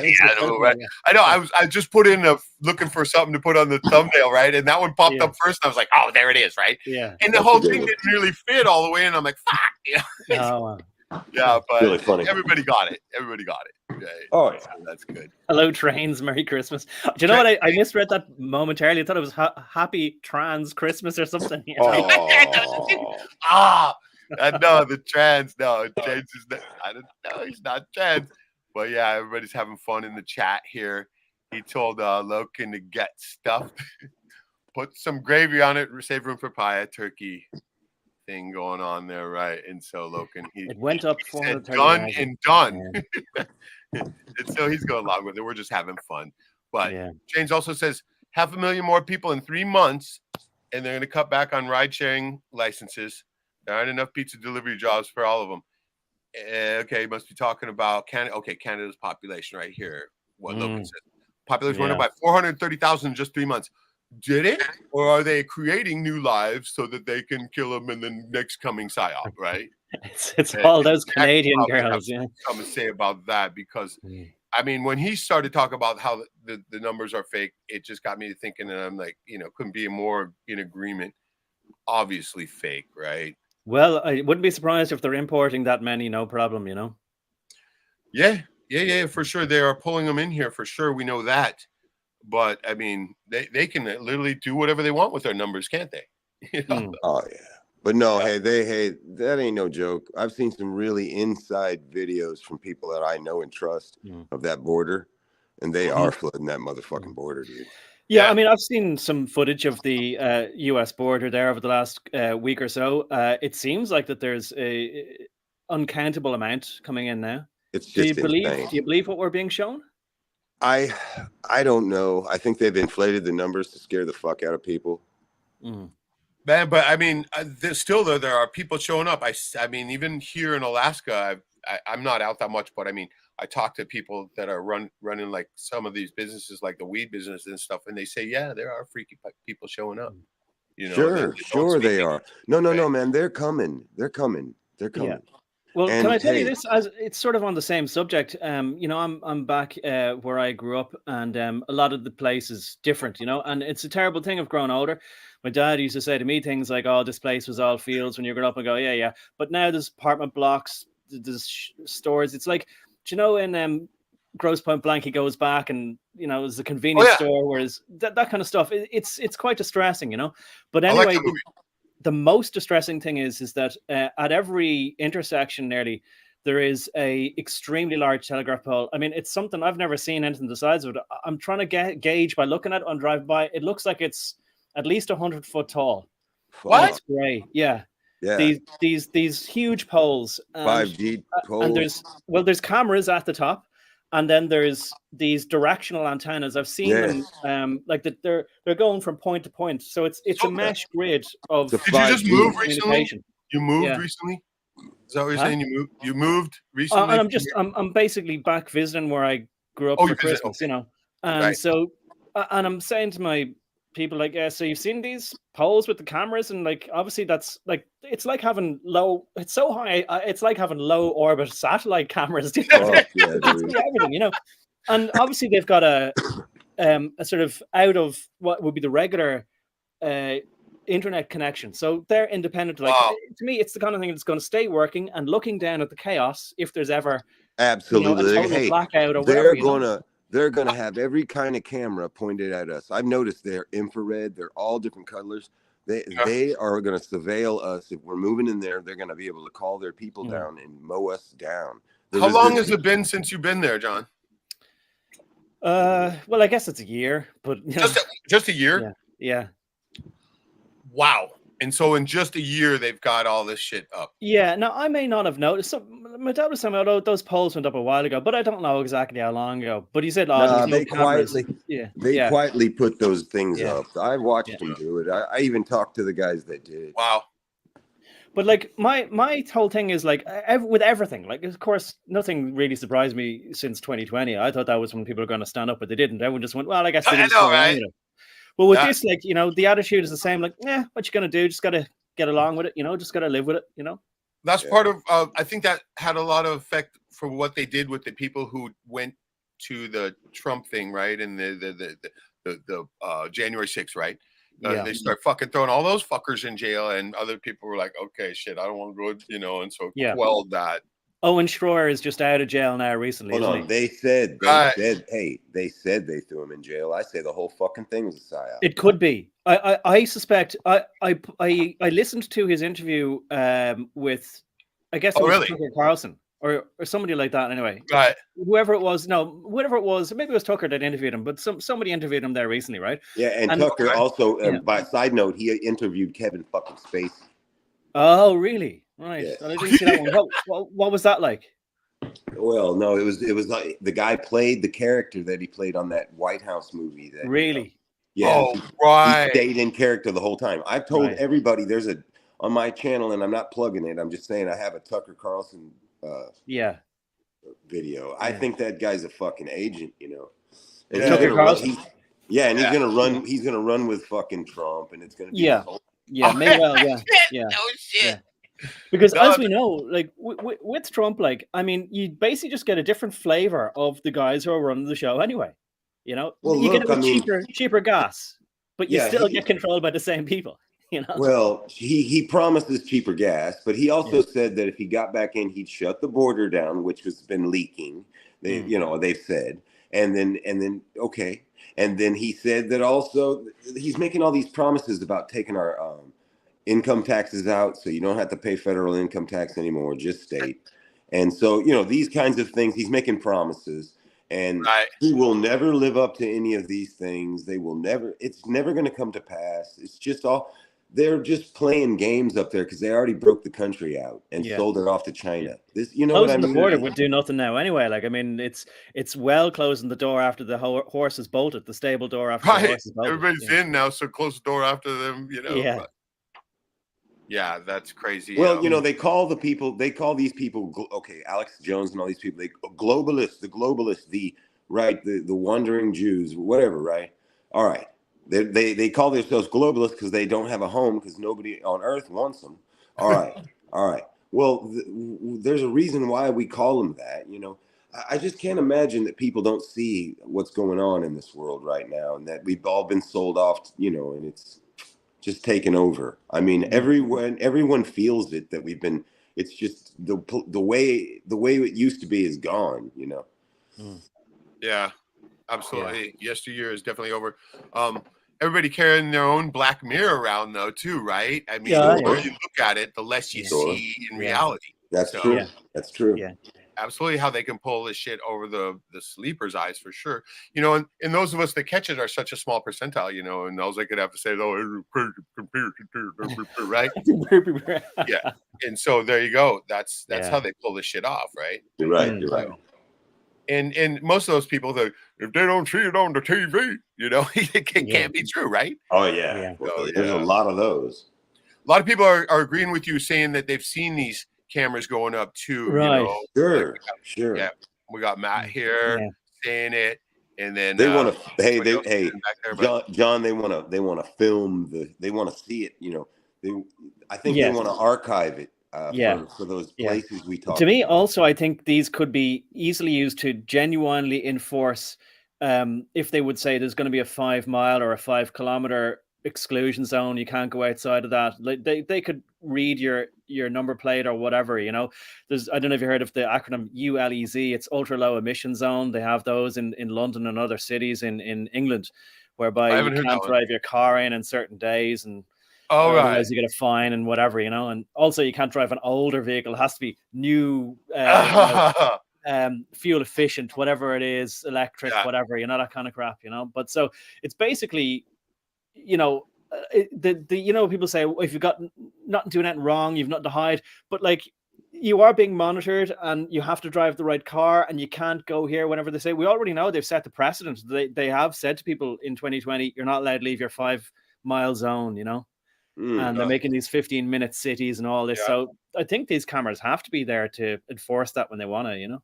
Right. For sure. I mean, isn't it like England's like the most fucking camera surveilled? They said for a long time, since the 90s, I think London was the most surveilled city in the world. But there's probably a lot of other places that are competing for that now. All right. Dude, see, up here, it's like it's not like that, because you can't just leave a camera out there and expect it to continually work. Oh no! Right? Listen. Here, target practice, guys. Here in Arkansas, freeze, right? Listen, here in Arkansas, it would be target practice for any cameras, any bullshit. We don't stand for that shit. Well, it has inspired some people like to dress up like ninjas and go around spray painting the lenses, which is nice, you know. And they're doing, I think it's, even though I'd prefer to put things out of more permanent action, or out of action in a more permanent way. But at least these guys, if they are caught, they can say it wasn't really anything more than minor vandalism. Do you know that kind of, at most, whatever charges they trump up for it, like, you know. But anyway. Yeah. Wow, that's cool. No, that I'm glad to hear that people are actually going and striking back on that. Yeah. I also know that there's easy ways to defeat the facial recognition too, like simply wearing a hat that has a reflector on it, right? Oh, I've seen those. Right? Yes, good idea. It'll hit that reflector and it'll screw up the LEDs in the brim, or maybe even infrared LEDs. Or even like if you just had something hanging beside your face, on each side of your face or something too, either, you know, or even just a proper pair of glasses. Yeah, that would do that. Now, what does worry me though, and that is good. There must be ways to at least reduce the chances of them making a positive ID. But I have heard, and I believe it, that like there's a thing called GAIT, as in GAIT, the way you walk analysis, and it can tell that people are the same people from just the way they walk. And you've probably done the same. You can recognize somebody not by their face, but you just recognize the way they're shaped, the way they walk from a distance. Exactly. You know? Exactly. Biometrics or something like that. Exactly. That's definitely something that I'm sure they use and have been programming the AI with, right? Yes. And it can be shocking what the AI is capable of. I would have thought like that it's too much effort to try and train something to do that. But yeah. Oh, dude, I've actually had a few chats with Chat GPT recently, right? I finally broke the ice on that. I Really? know. It's the devil, but everything's going like that whole AI. It's always smart to understand the enemy. You know Oh, that. for sure. What have you learned? What have you That's learned from your chats? and so, dude, I have to say that I did have a few chats with this. It was pretty impressive to begin with, but once again, it's easy to spot too, right? Okay, and why I mean that, I'll mean this, and I'll get you guys' take on this. Okay, I first decided I wanted to do the little health book that I wrote about the flush and all that, right? Okay, and so I wanted to expand on what I had written on it, and so I told ChatGPT I was going to enter in a couple sentences, and I wanted to turn it into 500 words, right? Or I was shooting for 1,000 words sometimes too, but it couldn't quite pull that. But I wanted to get as many words as possible, right? And so it ended up naming the book that we wrote together, right? It called it Nature's Symphony, right? Oh, Okay, nice title. I like it. okay. And then I did the haunting, the paranormal bit too, right? And I Yeah, didn't do the whole thing. I just did the opening on that, right? The past, yeah, right? My past yeah. ghost stories when I was a little kid. And it called that the Haunting Symphony, right? Oh, So okay. symphony, right? And it was said symphony all the time in the fucking Yeah. thing too, right? And So it then I gets was hung watching up a on video certain things. about AI on YouTube, and what does it say? Symphony, right? Over Right. and over again. So this fucking thing is easy to spot, So with now its. either it's trying to create a series with a connected thread, or it doesn't really have any imagination. See, that's it. It doesn't really. It You got to doesn't put really in a have any negative prompt. imagination. That's what they call a negative prompt. You say, okay, don't mention the word symphony, and it fucking won't, right? But it's Yeah. going to be there if you don't put in what they call the negative prompt. I'm learning a Right. little bit about it, right? I don't know shit Yeah. about it really, but Yeah. like I said, got to study thy enemy, right? And so, Do you know what this reminds me of? It reminds me of like in the Terminator where the dogs could smell it, that they didn't have any scent or whatever, that kind of way. no shit. That's it. Joe Crow's agreeing, says Chat GPT is easy to spot, and so yeah, you can't use it to fucking text your girlfriend back, Right. like they did on South Park. Remember that shit? I haven't seen South Park in a while, but I must catch up. Yeah. Yeah. They've been off grid for a little while, but they have a new movie out. I haven't watched it yet. All right. Call it a movie. It's only about 48 minutes or something like that. But Yeah. but Well, has anybody else ever chatted with Chat GPT? Is what I'm asking. I think most people I haven't. What about you, Jack or Joey? No, I've never chatted with it, but I did ask it a few questions. If I made that video, Right. Yeah. Right. That video. Now, how long did that take? How many answers back and forth did you get before? What was it? 5 or 10 or 12 before Okay. I became tired of the Chat GPT. I knew. I know, right? Yeah. Hey, listen, man. I have a short attention span is not even a word that you would use to describe me. I just completely zero something out immediately. So look, I don't want to give any effort to that AI ever. Right. Yeah. Well, I feel remember like the video you did. It was a good They one. already run my shit through all of our comments, and all of our everything goes through an AI Yes, all the time. Okay. So the other day I used BL space AQUE, and my whole comment went just gone. Yeah. Oh fuck. Yeah. No, I've been, like I said, looking into Know Thy Enemy as well, but also it's like everybody keeps talking about how you can get it to generate images from text, right? And I'm thinking about this for filmmaking, right? I could. No. There's a million reasons to use it. I'm just saying, you have to lie on the, what do they call it? Land on the hand grenade for us on that one, because I'm not going to participate. Yeah. I feel like they're already listening to everything we say and everything. So. Okay, now get this, you guys. I told you that I joined that Mind Valley thing, right? And these are the guys. I mean, you may have heard of this, John. Remember the Silva system? Jose Silva, the first manifesting guy with meditation and all that shit back in the 70s or whatever. I'm not sure, but anyway. I remember 70s, 80s, whatever. It started to boom up, and back then meditation was all hippie bullshit, right? But now it's like meditation, everybody's doing it, right? And so this mindfulness. I hear people mentioning mindfulness. Look, maybe there's some good to it, but right. Well, the place is called Mind Valley, all right, and it's the it's the biggest self-help website there is right now today, and it's got all these great teachers, and they can teach you how to do fucking everything, right? How to make fucking money, how to blah, blah, blah. But they had this summit on social media, right? And see, this is what gets me about this fucking site, because they'll talk about some stuff that's really true and stuff like, you know, the whole manifestation bullshit. Bullshit, I say, right? No, it's actually true. But then they'll mention, oh, and by the way, Hillary Clinton read my book and blah, you know, and right then I'll be like, fuck you, right? And they'll say, oh, by the way, Barack Obama, you know, and Michael fucking fucked each other in the ass over this, right? And I'll be like, God, I want out, right? But of course, I gotta leave what I don't want behind and grab what I do want out of it. That's, you know, the cherry picking type philosophy I have about these things.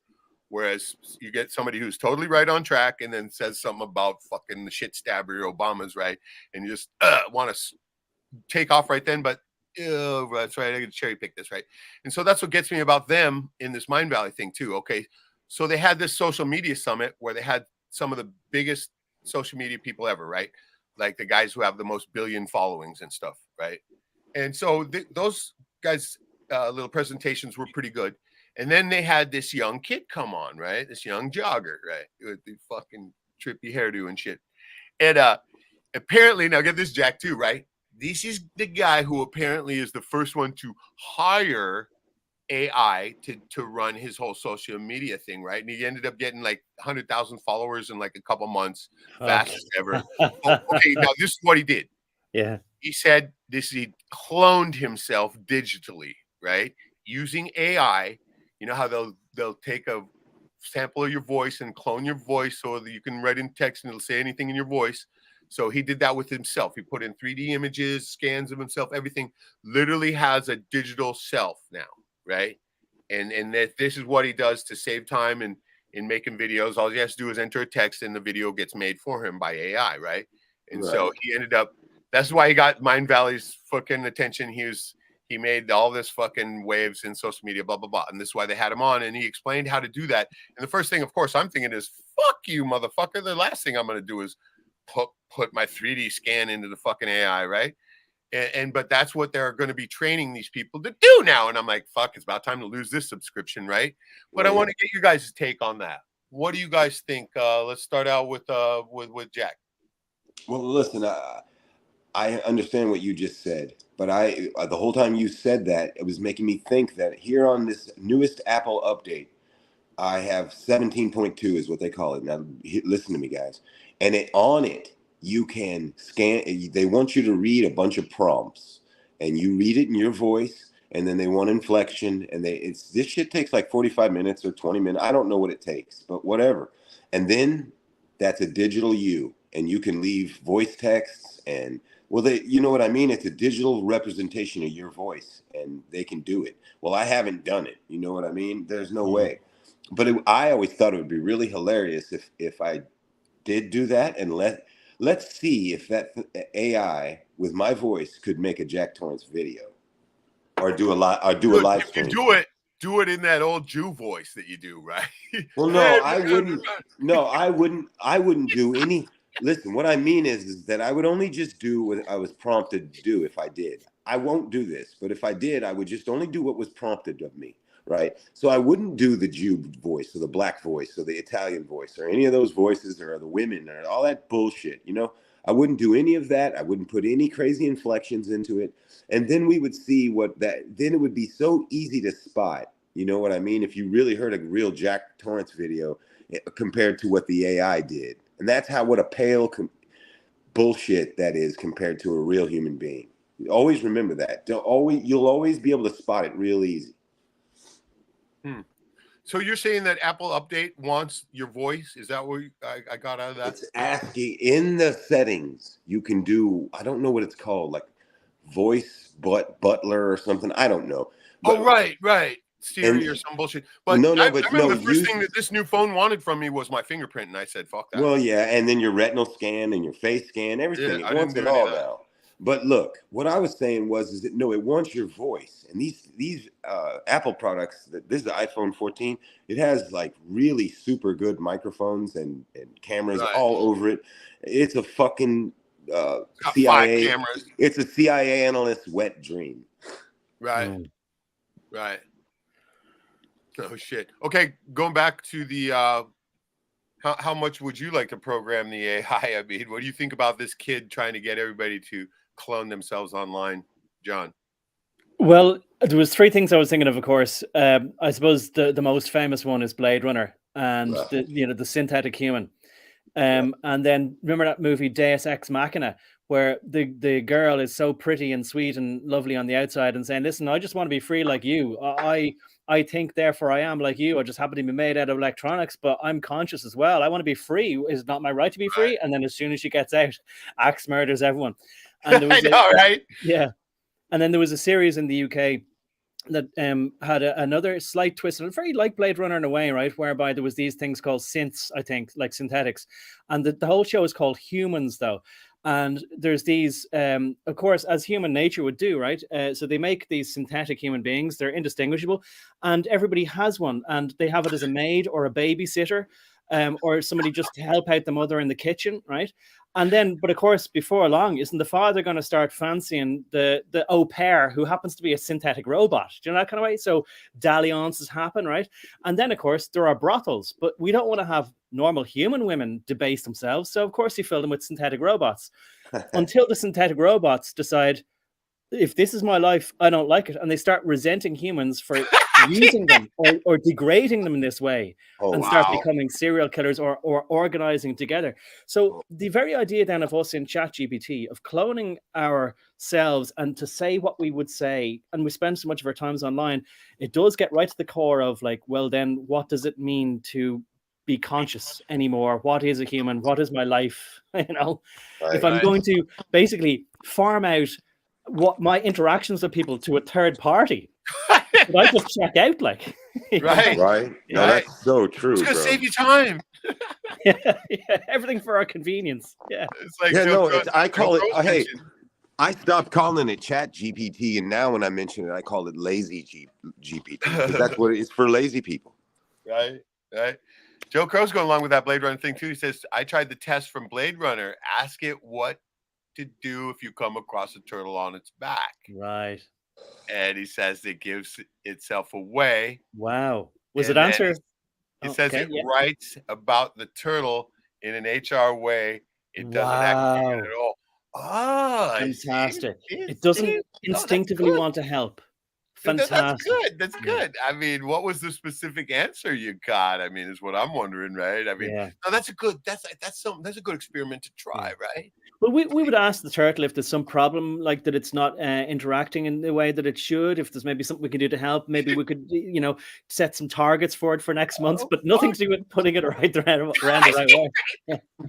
If the turtle really wanted to be, on its feet, it would, right? We've noticed you're underperforming in your turtle duties. You're right, exactly. Right. No, that's pretty good. I like that. A good idea. I want to know the specific answer though as well. Yeah.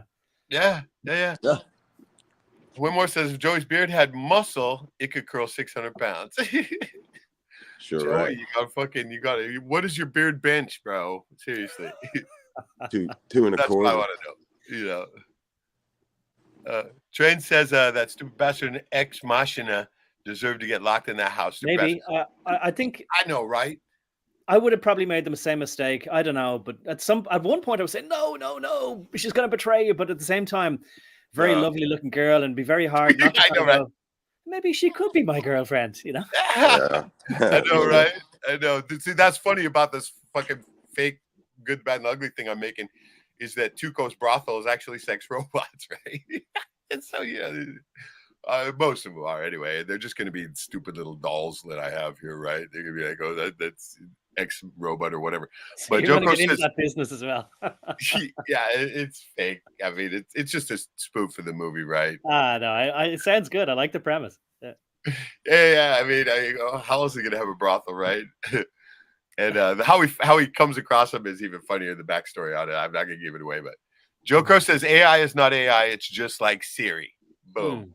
Right? Okay. It's just like Siri. And maybe if that's what they've been using to program this AI all these years, everybody's fucking stupid Siri questions, right? Although Siri is impressive. Look, I mean, I used to do programming, and I used to poo-poo completely the idea of artificial intelligence because I figured we had to define what consciousness was in order to be able to replicate it. Right. But now I see they don't need to do that. They can bypass it and reduce this, you know, we will look around. Jack mentioned how basically so many people we look around are NPCs. So if you reduce normal people's sense of autonomy and consciousness and sentience, I mean, what's the difference at this stage? We're just if everyone's following procedures, they turn humans into robots. And now it seems that ChatGPT is more creative in a lot of ways, you know? Yeah. True. So true. I'm sure it is. I mean, I hate to say the word impressed. I wasn't, impressed. Actually, I was surprised that the whole thing was pretty well put together, right? Oh yeah, I'm sure it is. Oh, it is impressive. Yeah, yeah. Mm-hmm. I mean, I just sit in there. I'd plug in, okay. For example, when I was doing the paranormal thing, I said when I was a little kid, moved to this haunted house, and described the creaking of the stairs kind of thing. And I said, okay, I want a first chapter, and I want you to include the words at first saying that when I heard the creak of the basement stairs, I knew another terrifying event was about to happen, right? And so it did that, and then it added onto it, and it was like it wasn't bad, right? It was actually pretty good. I copied it, and just every time I got one from it, I just copy it and throw it into this Word document I was making, so later I could go in and edit it myself, right? But I was trying to see how quickly I could, write out this first part of this shit, and every time I throw in, a paragraph, it would change it into 500 to 1,000 words, and it wasn't too bad, right? Except for the whole symphony repeat, right? Right. The Blair Witch Symphony or something. I mean, it really likes that word. I mean, it does. But I want to say at this point, because I haven't said it just real quick. Like I've watched a lot of your ghost story type stuff, and I've seen your other channel. Because I mean, there was one time you commented, and I thought this guy must know me. He's acting like he did, so I figured out it was you. But I saw your other channel, and I tell you what, like I mean, it's impressive, but like. It makes me worried. I kind of say, like, I'm glad that I'm talking to you over video phone rather than being stuck up in a windy cabin in Alaska for the whole winter. Jack things might get a bit creepy, like you have a mind with some dark stuff in there. I say that, like, That's true. I do. I wrote some really dark stuff when I was a kid, right? A lot of it based on dreams I had. And I mean, this is how I used to get this nightmare out of me, right? Because I had these nightmares that used to be really fucking bad before I learned how to lucid dream. And like, I mean, once you do a lucid dream once, you can never have a nightmare again, because once you start feeling scared, you just look at your hands and go, fuck, this is just a dream. And boom, everything changes. Right? Yes, very good tip. Yeah. And it's like, okay, that's another interesting thing that I found out about the whole lucid dreaming thing. I was working at that job in the kitchen. Remember last year or whatever I was working there? I remember you telling, yeah. Right. There was, I hardly ever listened to those kids that worked in there, right? It's a bunch of 21 to 25-year-old kids that would talk about the weirdest shit, right? So I just try to pretty much go in my own world, right? So I would have to listen to their shit, right? And, but one of them there, the big fat chick, right? She would sit there and talk about her dreams all the time, right? And I would not really listen to them, because she'd say, oh, I had a dream about you last night, telling her friends this, right? And blah, blah, blah. Until finally one time I was stuck there in the same room. And so I was working in the sink right by him. And she was saying, and I had this dream about you. And then all of a sudden this thing came along and I didn't like it. So I turned it into a pink bunny, right? And she would say shit like kind of like that. And finally it dawned on me. I'm like, wait, hold a second. She's controlling the dream, right? And so she must know she's dreaming. So I finally turned around to her and I said, hey, you said you just could control the dream. Are you lucid dreaming? And I started to hit her with questions, right? And I think she was kind of actually happy that I was actually asking them questions and was paying attention to what she was saying, kind of thing. And so she openly answered the questions, right? And so, because I've often wondered this, because people always say, I lucid dream all the time. And I'm like, bullshit, right? No way. Do it every day, right? Nobody does. But it kind of seemed like that's what this girl was doing, right? And so I asked her, because my quest as far as a lucid dreamer was to find what they call the mystery school, which is the place that your soul goes when you're sleeping, and to continue its own studies, if that's indeed what your soul does, right? If it's a truth seeker, right? Or whatever, it's going to go continue its training while your body's sleeping, and it doesn't need to be there, right? Because the soul never sleeps. So this is another one of those, way out there concepts. But I think it's plausible. I think it's plausible that there is such a thing. Yeah. Right. Your quest is to find the mystery school while you're lucid dreaming, so that way you can find it yourself and start to learn whatever you want to learn. You can learn anything you want there. You can learn how to be immortal. You can learn powers, whatever, right? You can learn anything in the mystery school, supposedly, right? And it only exists on the astral plane, not physical, right? You got to go there, right? And so that's why I asked her, I said, hey, well, if you can control your dreams and you're lucid dreaming all the time, why aren't you looking for the mystery school? I said, right? And she looks at me like, what the fuck, right? And I go, and I explain, just like I explained to you guys, that, you know, that's what this is. And she goes, ew, that's scary. I wouldn't want to do that ever, right? And I'm like, oh, it clicked in my mind. I'm like, this is why these NPCs get to fucking lucid dream all the time, because all they care about is pink bunnies and unicorns. They're not going to the mystery school to learn shit, right? And I was just like, oh. So I said, hey, thank you for telling me. And I just spun around and went back to the back and got back into my own world. And I didn't want to, you know, talk about pink bunnies anymore. But that's what dawned on me, right? They're not using this extraordinary power of lucid dreaming for anything other than fucking unicorns and fucking. She was doing lewd stuff to you while you were asleep. That's what she was doing. Yeah. Right. But very possible. Exactly. Yeah. That's probably what she thought. You're right, you know. Yeah. So, but I thought that was illuminating. I mean, how far are you? I mean, what do you guys think about this whole lucid dreaming thing? No, well, I'll go ahead, Jack. Then, yeah. Well, obviously, I believe that you can, to a certain degree, control. Although it seems to me that it's more like whenever I'm watching it, it's like what's happening to me and what can I control within it. Mm-hmm. That's you've had lucid dream before, then. Well, where I knew I was there and I knew I was in control of what I could, what I could. I don't know how to explain it to you, but only what I could control within what set parameters of the state that I was in. But I felt like I was still there to do something, just like I do whenever I'm awake here in the world. I feel like I'm here for a purpose, and I felt like I was there for a purpose. So it kind of makes sense to me that you are looking for a mystery school, a place that you can only find whenever you're in a dream state, which is the biggest mystery of them all, you know? Right.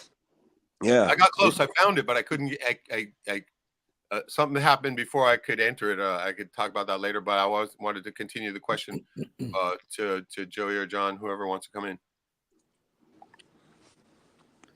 Well, Joey's about to say something. Go ahead. Yeah.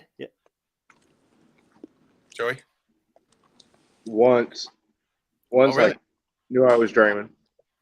Good. That's basically what you need to make a lucid dream, is you become conscious that you're dreaming. You don't have to control it or anything like that. That comes later, but the moment you realize you're dreaming within the dream, that basically is the definition of, lucid dream. Okay. Go for it, I knew John. you were very particular on the terminology, and so I didn't want to get it wrong. And so I was going to say as well, maybe more than once, but I definitely remember once that I became aware in a dream that I was dreaming and tried to hang on to it without waking up. So, I think that it was a balancing act. Did you wake up? I did, but I was able to hang on to it for a while. I realized that I didn't need to worry about something terrible in my dream because I was only dreaming. So I kind of went with it. But, I woke up maybe 5 minutes or what felt like 5 minutes later. I felt like it was kind of like a very fine balance, say, if you're hang gliding, to not fall off one direction or there when you're just getting used to it, But it's not something that happens a lot. But what I would say is I meant to say I didn't know that there's a place called the Mystery School you can go to, but the concept of lucid dreaming I do find plausible. And I can't remember the name of the guy. If I think of it later, I'll put it in the comments after this video tomorrow, But there was a guy who around 2020 came on the scene and he got quite popular, and he was a friend of, you want Really Graceful. He was often in her comments, and she goes to his comments, I think. I love her video. Yeah. Well, this guy basically did astral traveling or lucid dreaming or whatever, and he described how he went and saw things and how he got caught doing it even. Like he found that other people were able to do it. Oh, you mean caught in the dream? Caught in the dream by other, it could be CIA travelers, and they became aware of him, and they visited him in his physical home.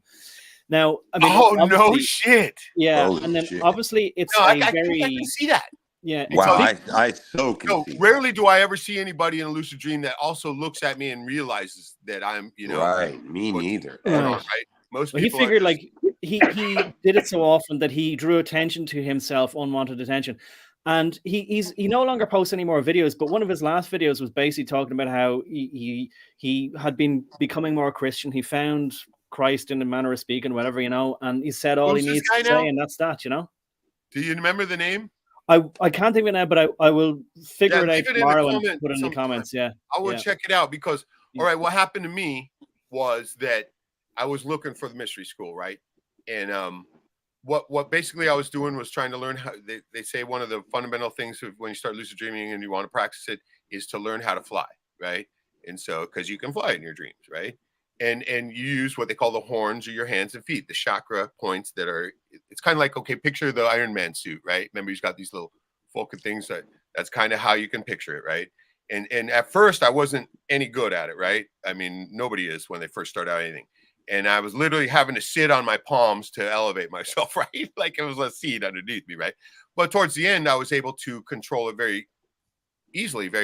Just little flickers of your hands in different places will control your whole flight, right? And by the time you get it down, it's just almost unconsciously you're doing it, right? And so when I did find the mystery school, the first time I saw it in the distance, in the clouds parted, and there was this roof of this building, I went, that's it, right? And fucking you wake up.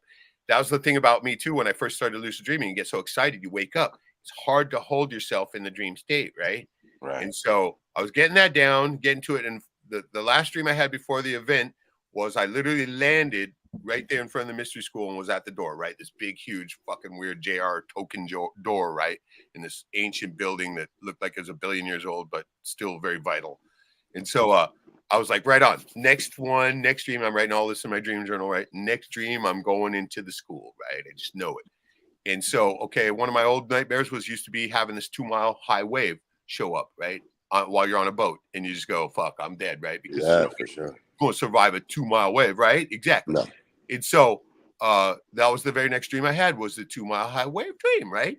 But this time it was different because the wave wasn't even coming at me. It was like sitting off in the corner. It looked like a mesa, right? You know, like I'm in a valley and this giant mesa just kind of sitting back there, but it was still kind of moving. Like, remember the 10 Commandments movie, right? You know, the way it was kind of wall was holding back. Remember a recycled wave.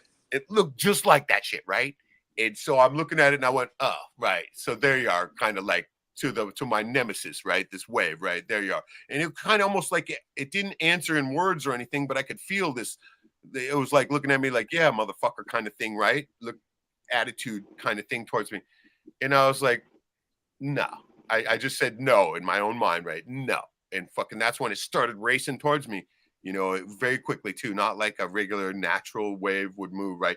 No, it was just fucking sprinting towards me, right? And it was like, boom. I barely had time to put my hands up before it was right there. And as soon as I put my hands up, though, and it was weird. It wasn't like a movie, like I'm sitting there, right, or anything like that. No, there was no bullshit like that.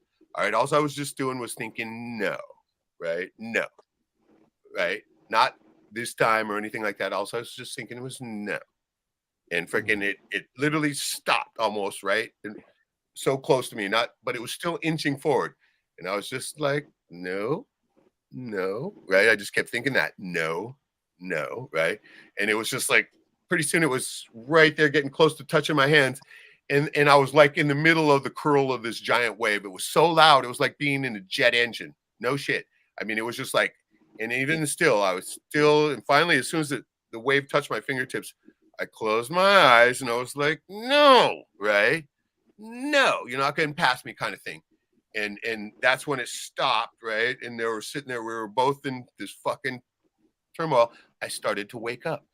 Usually when I wake up, it's like instantaneous, right? I'm immediately awake. I know where I'm at, blah, blah, blah, all that shit, right? Because that's how I always used to waking up on the boat, right? You wake up and you're like, okay, fuck, I immediately know what's going on because I got to go check the bills, blah, blah, blah, all that shit, right? Oh, yeah.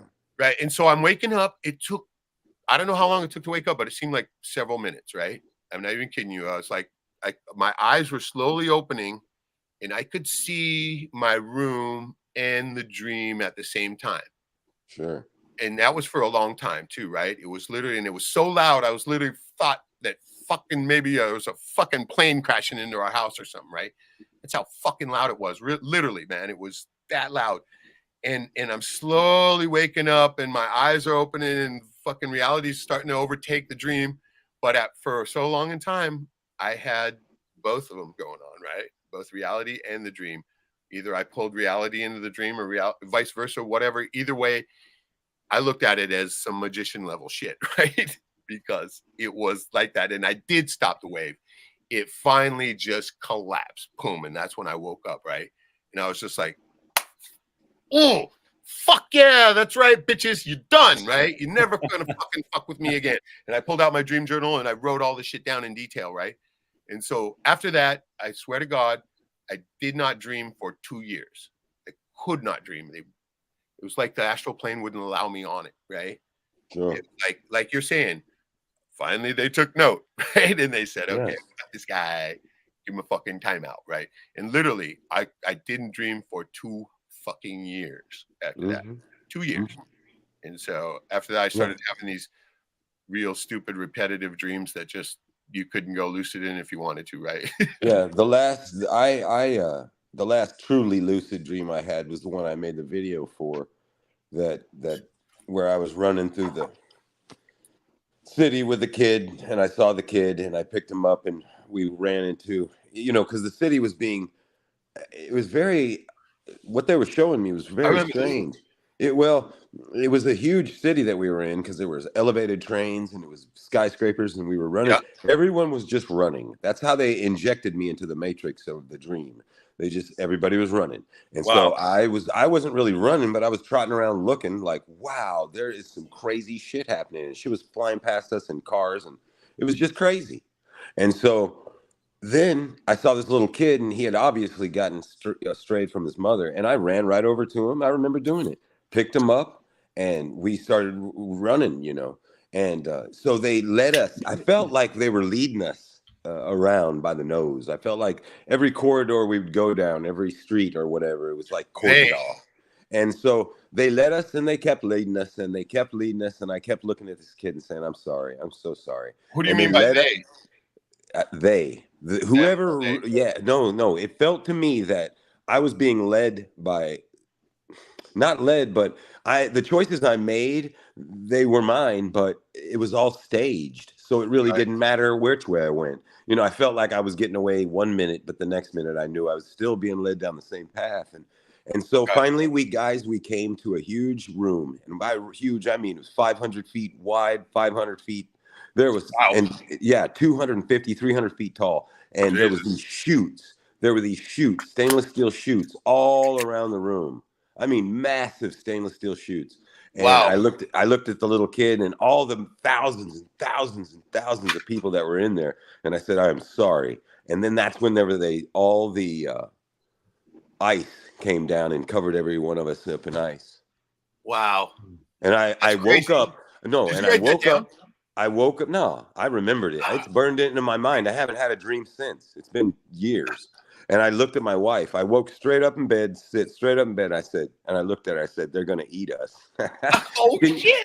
Can you imagine my poor wife? Oh my God. She looked dead at me. It woke her up whenever I sat straight up in bed, and she looked right at me. And they're going to eat us. Oh my God. Yeah. So, so she didn't say anything, but, so yeah. I know, right? Right. So no, and I don't get to dream anymore because of that one. They gave me such How long ago was that? Oh, 10 years. 10 years. 9-10 years. Wow. So I don't remember. They were leading you. It's not like the CIA. It's like somebody higher, right? No. Yeah, no. Like, listen, it wasn't the CIA. It was just whatever. I was running into a trap. I was running right dead into a trap. So that was the last one that I got to participate in. I've had other dreams, but it was just dreams that I got to watch. Yeah. Yeah. Oh, that's crazy. I would like to read that script, write it down. But anybody else with something like this happening in there? No, I mean, to have those kind of dreams of apocalypse. I mean, again, it reminds me of that recurring dream that Sarah Connor had in Terminator 2, or something like that, like to take it back to the nuclear apocalypse, perhaps. But like to have a dream like that is about the end of the world or something really terrible. I guess I'll just say, like these themes, these ideas go through human consciousness. They're not new ideas, and just one phrase that leapt out of me was like, Jack was saying like that they're going to eat us, and of course that reminds me of, Soylent Green is people, but also in the I think it was the Twilight Zone. A famous episode was where these aliens came down, helped make world peace, and gave everybody all the technology they wanted, got rid of poverty, and got rid of any lack of food. I couldn't remember there. Got rid of famine, yeah. And then he said, "Do you want to come and visit our planet?" And then you saw them going onto their UFOs, and it was too late then. But like they were basically kind of going, "Oh, good, this is a prime cut of nice steak on this woman here." And going on to the UFO, yeah. Yeah, what it was, they were trying to decipher this book that they had been given, and at the end it said cookbook. Yes, that was it. It's a cookbook. That's it. So I obviously I chalk that dream up to watching those things with my grandma and sitting there and being so scared by them, and it made an effect on me. And you know what I mean? I don't know that kind of thing is going to happen. It's very vivid. It's very, whenever you're in it, that kind of situation where you're running around like Tom Cruise in that movie. You know. Right. Yeah. Okay. So that was what it felt like, but I got to live it, you know? And so that was actually pretty cool. I don't really get to fly around too much in my dreams or anything like Reg. I'm not that advanced. Oh, Reg seems to be doing it regularly. Yeah. Yeah. But yeah, and flying, of course, is another common theme, that we're often flying in the dreams. And so to actually sort of stay flying is part of staying asleep. I can fly in them. I'm just saying I don't get to do like, you know, Iron Man. No, no, not to get to Reg's level in it. No. Yeah. But look, obviously, most of what we're talking about is massive flights of fancy, and especially this idea of remote seeing or astral projection or whatever words there are for this parascience. And I guess what I'll say is that, like, in my 20s or 30s, I definitely would have said, you know, that's just fantasy nonsense. But because of how strange I've realized now that people are and the world is, and how much I just assumed that you know, the people who educated me or told me what was what about the world really didn't know much themselves either. And you know, I'm thinking of just that line in I think it was Macbeth, where this guy goes, "Oh, there is something along the lines of there is more in heaven and earth than exists in your philosophy," whatever his name is that he says it to, you know, is it Horatio or something like that? But basically, I think what he's more or less saying is, don't be so sure that everything you think you've learned in your book learnings tells you everything that really is real about the nature of reality, you know? Right. And a lot of generational people who like to speak on generational will tell you, well, these kids, they have read all this and they've watched it on the videos and this and that, but they haven't lived it yet. They haven't had a broken heart. They haven't had a broken arm. They haven't had, you know, they don't know. So it's true. There's more to it than that, you know? Yeah. And, you know, I used to laugh at superstitious people. And I used to, when I was a young kid, like in junior school, I used to look at all the old ladies who would be going into church to say the rosary and light a candle. And I'd be going, yeah, well, look, even if there is a God, I don't think he'd be impressed by you now in your old age, hedging your bets by lighting a candle. You know what I mean? Like, but maybe I'm thinking now, I shouldn't be judging them. I don't know what their whole life was like. And I realized I always thought old people, they didn't know technology. They didn't know anything about the modern world, right? And so I thought they were basically stupid. But now that I'm getting to be 50, right, I think I've looked at, I know now it's not exactly like a technological leap, but I think I've looked at Twitch once. I may have seen a TikTok once. I've never used Snapchat. And so there's a whole load of stuff that I'm like, fuck, I'm like, you know, I've had enough technology. And I think this happens to every generation, you know? And of course, a lot of people would think, you know, oh, he's just an old man who grumbles about shit and he doesn't understand anything anymore. Now we're the old men. Right? Oh, we are the old men now, guys. We're the old men now. Yeah. No, we got some other people in the chat saying they've had lucid dreams, like Loken here, you know, saying they practiced for a whole week. Wow. Dude, if you did that in a week, that's pretty impressive, right? After a week's practice. It is 1 week. I'm not that long, really. Wow. You know, right? I'm impressed, though, you know, seriously. Okay. Because tough to do in that short a time.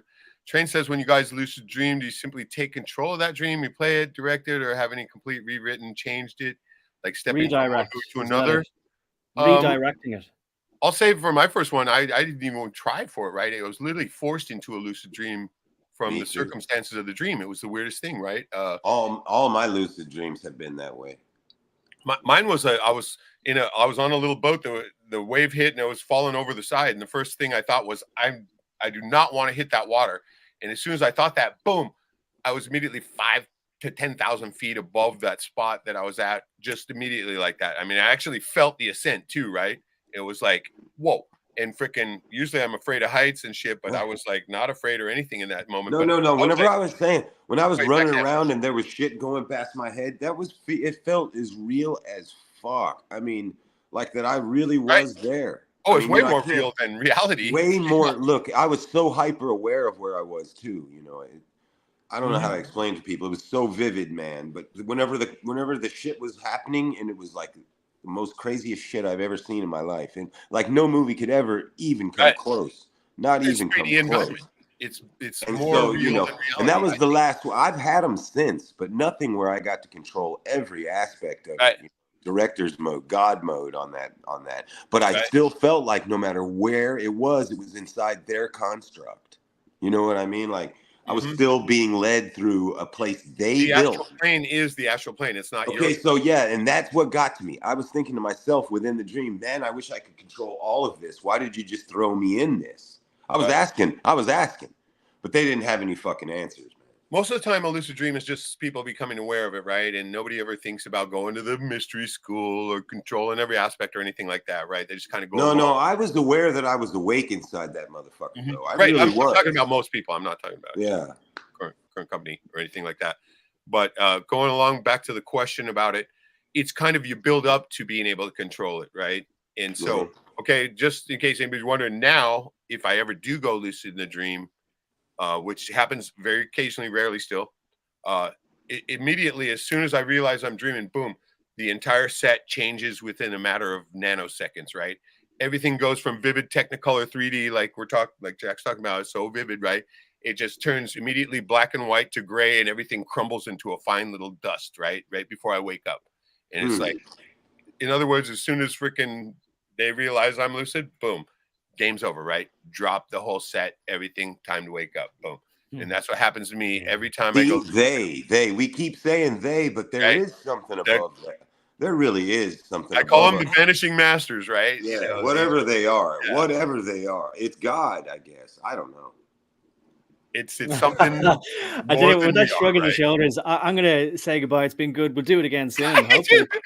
I'm gonna watch the rest. You know, I'm gonna get into bed and watch the rest. You know. Hey, right on. Thanks for coming, man. We appreciate you. We love you. Hopefully, you'll be on again soon, and hopefully, you'll be able to do some regular streams again yourself. Absolutely. Let's fall into a little bit of a schedule. That'd be awesome. Yeah. Good. Okay. Cheers, Joey. Cheers, Jack. And cheers, everyone watching. Looking Bye good. for now. Yeah. Cheers. Cheers, brother. All right, dude. That was awesome, right? Oh, I love having him on, but I knew he was getting tired there at the end, man. Yeah, dude. He's like, it's like way morning for them. Yeah, he had to be, and he was there for Christmas. So yeah. That's awesome, dude. It made it so fucking. I mean, this has been a great stream altogether. We're at 2 hours right now. Man. And so, are we? We're at 2 hours? 2 hours already. Oh my word! Time flies when you're having fun. You know, it's there's been some interesting things you guys have been talking about. I mean, I'm only at 6 p.m. here, right? And so it's 6:17. So yeah, super early for me yet. I do have to work tomorrow, you know, no big deal. I mean, this job I have is pretty super easy. It's just cleaning, right? And so yeah, it's 9:17 here, and I have to work tomorrow too. It's a strange one having Monday Christmas. I know, right? It is. And so, I mean, what I'm doing right now, get this, I'm cleaning a spotless facility, right? So it's fucking super easy, right? Yeah. And so I don't have that hard of a job to go to at all. It's just a matter of getting up early and dealing with the fucking snow is basically what. Oh, man. Because it's going to snow again tonight, I'm sure. You know? So before I go to sleep, I'm going to shovel what's out there, you know, on my super long driveway, get that cleared. So that way in the morning, it'll be easy, you know. And so that's kind of what I got to look forward to. And I think I might burn this shirt order that I have. Hopefully try to get that done because I got plenty of time. So that's about what I'm going to be doing. No big deal. But you know what? So awesome having you back on, brother. Been a grip. Oh, yeah. It's been great, dude. It's been a grip. And so always an honor and a pleasure. Oh, honor and a pleasure, bro. Both bros and John. You guys, love you guys. Love everybody in the chat. But I'm gonna get off here, Reg, brother. I love you, man. Me too. We're gonna wind it right now ourselves. So all right, man. I'm gonna say goodnight to everybody and Merry Christmas to everybody. Merry Christmas to you. All right, guys. Love you, Joey. Love you, Reg. We'll be talking before the new year, so I'm gonna save that one. And for you too, Joey, of course, Merry Christmas. I'm gonna save Happy New Year for next time because we're gonna be talking before that, right? And once again, grateful for everybody also in the chat. I've tried to get pretty much to everybody's comments. I'm gonna rattle through the ones that I missed here before we roll down. We noticed that Rev Truth was in the house there too. Very cool to see you right here. I've flashed her comment on the screen, and she's saying cheers. And so Logan's saying there was that movie Upgrade where the guy gets a chip in the head. Yeah, Upgrade, like it's a real upgrade. No, they all die. All the chimps die anyway, you know, from the fucking chip in the head, you know. And so, yeah, not an upgrade at all. But they want you to believe that. So that way you might get one and you'll be dead soon, right? And that, I guess it will be an upgrade because you'll be in the afterlife, you know. Joko says the AI wrote something like, it's not good for a turtle to be on its back. You flip over. You should flip over as soon as possible so it no longer in a state of danger, but read more like a manual, right? It didn't, you know, talk about what it would do. It gave you advice of what to do. I get that. That's cool. And so I'd love to see that in the DVD extra good. Let's cut down. He says, Joe Crow says, the question is, how long have they had ChatGPT? Did they have it in 1995? They could have, you know, they probably had the precursor to all this stuff. They've been building it all along, right? And so finally they just unveiled it. And now they're unveiling more and more as they go. There's, you got competitors for the ChatGPT, like they call Microsoft's is called Bard or something like that. They got a Bing one, you know. And so everybody's got their own little AI, and it takes a training, right? It takes a certain amount of training too, is what they're saying, you know. And I'm definitely not building a clone of myself. Joe Crow says, another question, Google the Freemason search engine. How is it still the best search engine? No one has made something 10 times better. It's been over 20 years, right? Right? I mean, it's about to happen, though, I think. And then now we're getting back into the lucid dream thing. Let's cut down past that. No. Train says, complete rewriting the dream into something else is advanced. That's what Don Juan would refer to as calling setting up a dreaming, right? And that means you're going to figure out, this is what I meant to do by finding the mystery school. What you're supposed to do is figure out that you want to go to a certain place before you even start to dream, right? Before you even go to sleep, you figure out where you want to go, and you do what he called setting up a dreaming. But he said the main thing, the first step is to, you know, realize you're dreaming within the dream, and then so on and so forth, kind of like Inception, right? And to where you're literally, you know, 5 dreaming states and shit. And I was like, all right, you're losing me here, right? And so that was all the Carlos Castaneda stuff I was referring to. Matt says, I realized I was dreaming in several dreams over my lifetime and always immediately woke up. Yes, that happens to most people, right? As soon as you realize you're dreaming, you get excited, you wake up.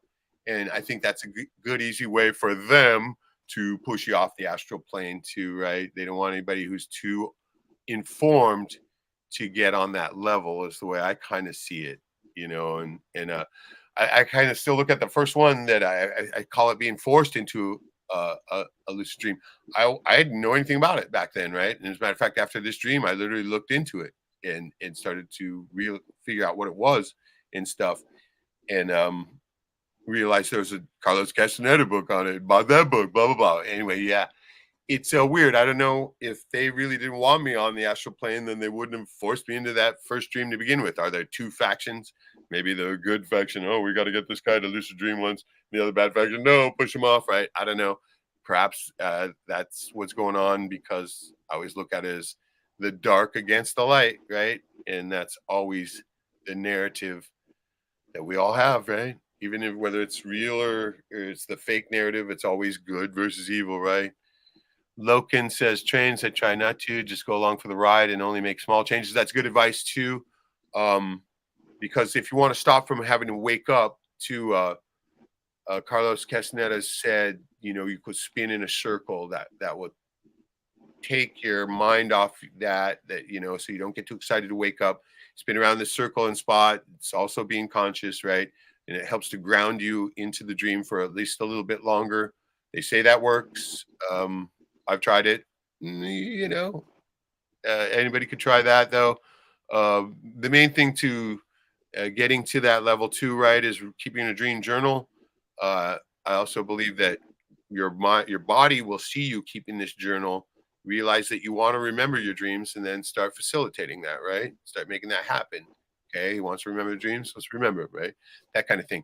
So the dream journal is very imperative if you want to do this kind of thing. Not only that, but you can keep track of progress, blah, blah, blah. And then also getting to have a trigger within your dreams. People say, oh, every time you see a traffic light or a bouncing red ball or whatever bullshit. Now, the trigger that Don Juan talked about is look at your hands. Why? Because they're always with you. Whether you're dreaming or not, your hands are part of you, right? They're always going to be with you. They're going to be always a red ball in the dream, but your hands will be there. If you have presence of mind enough to look at your own hands, then you just became lucid, right? And so that's the main thing. Plus, you'll look at your hands, you'll see that if they're normal to begin with, you look away and look back, and you'll see that they have changed, right? Usually, you'll see five of the same fingers or 3 fingers or whatever. You'll see a difference, and you'll go, okay, yes, I am dreaming. This isn't reality, and that's a trigger, and that's the one I use basically. Look at your hands, and that's advice I give to people who are having nightmares too, because when you're in a nightmare, you're in a heightened sense anyway, and so instead of being scared, just look at your hands, and then you'll see that they're different. You'll go, fuck, this is just a dream. What do I got to be scared about? And the boogeyman will go poof, right? And that's how it always works. And then you'll never have a nightmare again because it doesn't work on you anymore. And they'll stop that tactic. Train says, Jack didn't dream for 2 years. His wife didn't sleep for 2 years after they're going to eat his dream. I know, right? Yeah, they're going to eat us. That would be crazy. Matt says, to serve man is a cookbook. I remember that. That's a Simpsons thing, I think. Winmore says, I use amanita muscaria mushrooms for a week straight, sleeping, and have had a vision each day of a new woman that I loved in a past life. I woke up in tears on each of them because I knew them. Interesting, right? Shrooms and dreams never really worked for me, right? I've tried that. Never had much success, but I'm glad you did. Look, says, how about those dreams when you try to run, but you move in slow motion? Yeah, I know. And those are the ones where you want to go lucid, so that way I could stop that, right? But it's hard to actually do that. One more says, Reg, I agree. I was getting the wave visions plus nuclear mushroom clouds, huh? Oh, shit. Shadow's been there. We've been lurking. What's up? How's it going? He says, bye, John. I know. It was good to see him, too, wasn't it? Everybody's saying the goodbyes. Now I'm catching up. As far as the comments go, Winmore says, Loken, I know, right? I hate that. When it happens, when I try to defend myself with the gun and the gun doesn't fire what I need to or something like that. Yeah. The circumstances of the dream don't work in the way you want it to. It was great seeing John, wasn't it? It was so good to see him show up in the chat and then also join us. That was amazing. Makes it a great Christmas, doesn't it? Where says no snow Christmas here in South Bend, Indiana, 55 degrees for me. Yeah. I think it's about 8 or 9 degrees out here. So still not below 0, but still not too warm. Train says, good night, all. Happy New Year and all that. We're saving that for next one. You got to join next one for sure. So everybody's saying their good nights and whatnot. And so I'm going to finish up with the same thing as I always do. It's never too late to boost your immune system now. If you don't know how to do it, I've made videos about this. You can find them on this channel. The Click On Me to Live series. Get out there in that cold, do that limited cold exposure. That's also going to help you. Loken says, that's what I read. Reg, look at your hands. That and do math in your head and keep the dream lucid. Right? You do something to calm yourself down. That sounds like a good one. Math is boring enough, to bring it down, right? And so, yeah, there's little tricks like that that people talk about and people use. I know that on Mind Valley, right, I'm trying to look at some of these things before I cancel off on there. And they have a guy trying to teach the lucid dreaming thing, right, too. And right away, I've got, things that contradict, right? But I'm always going back to the same thing, too, right? These guys are always positive and talking about self-betterment and stuff like that. But once again in the same breath talking about these vampires, these scum of the earth, like the Clintons or the shit stabbers or whatever. And now they're saying, yeah, you need to clone yourself in AI, right? Come on, man. Fuck you, right? They're talking about bettering yourself. You're not going to better yourself by giving fucking AI a clone of yourself, right? So, once again, these guys, smart people on the right track with a bunch of bad shit that they have right in the middle of it, right? And so how much respect can you really have for them when they're smart on this level, but deceived completely on this level, right? And so it's hard for me to go along with what's going there.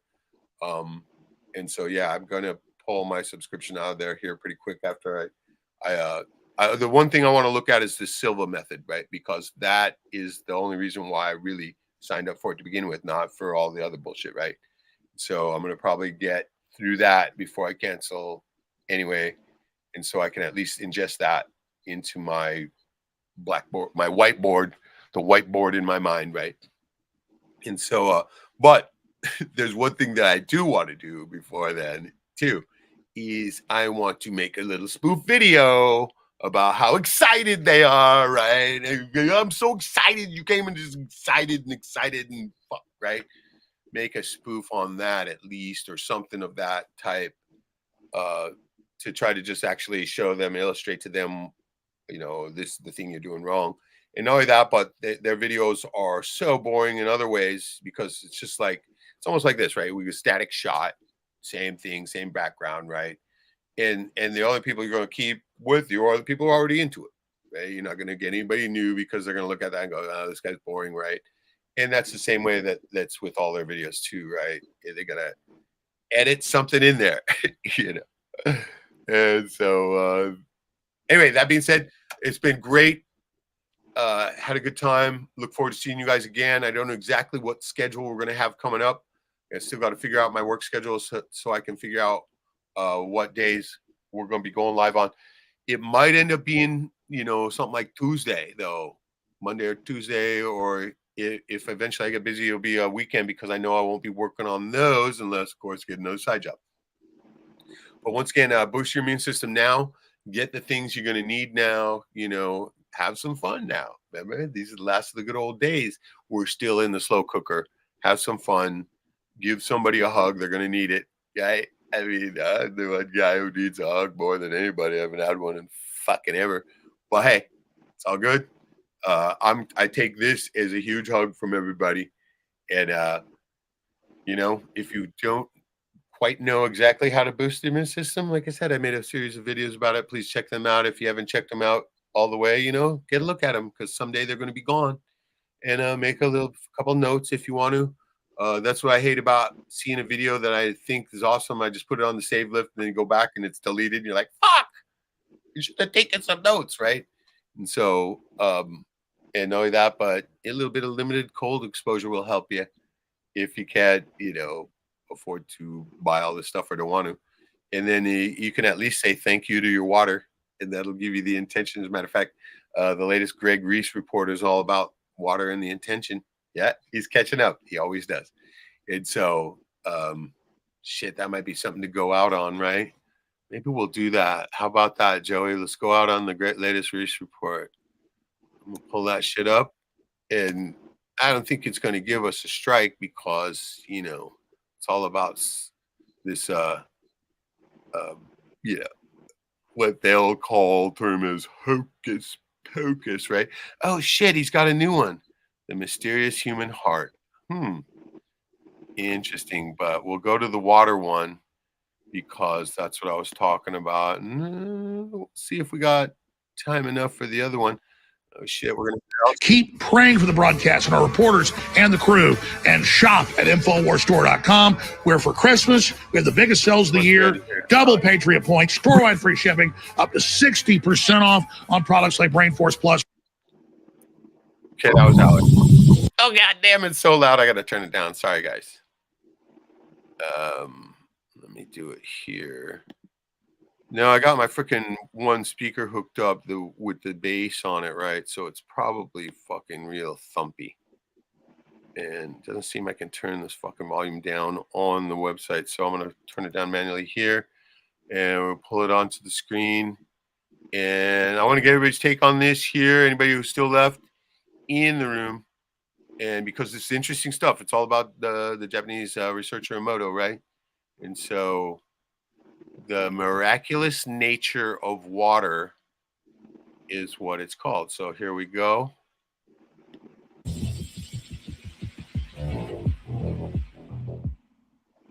The stated mission of modern science is to dominate and control nature.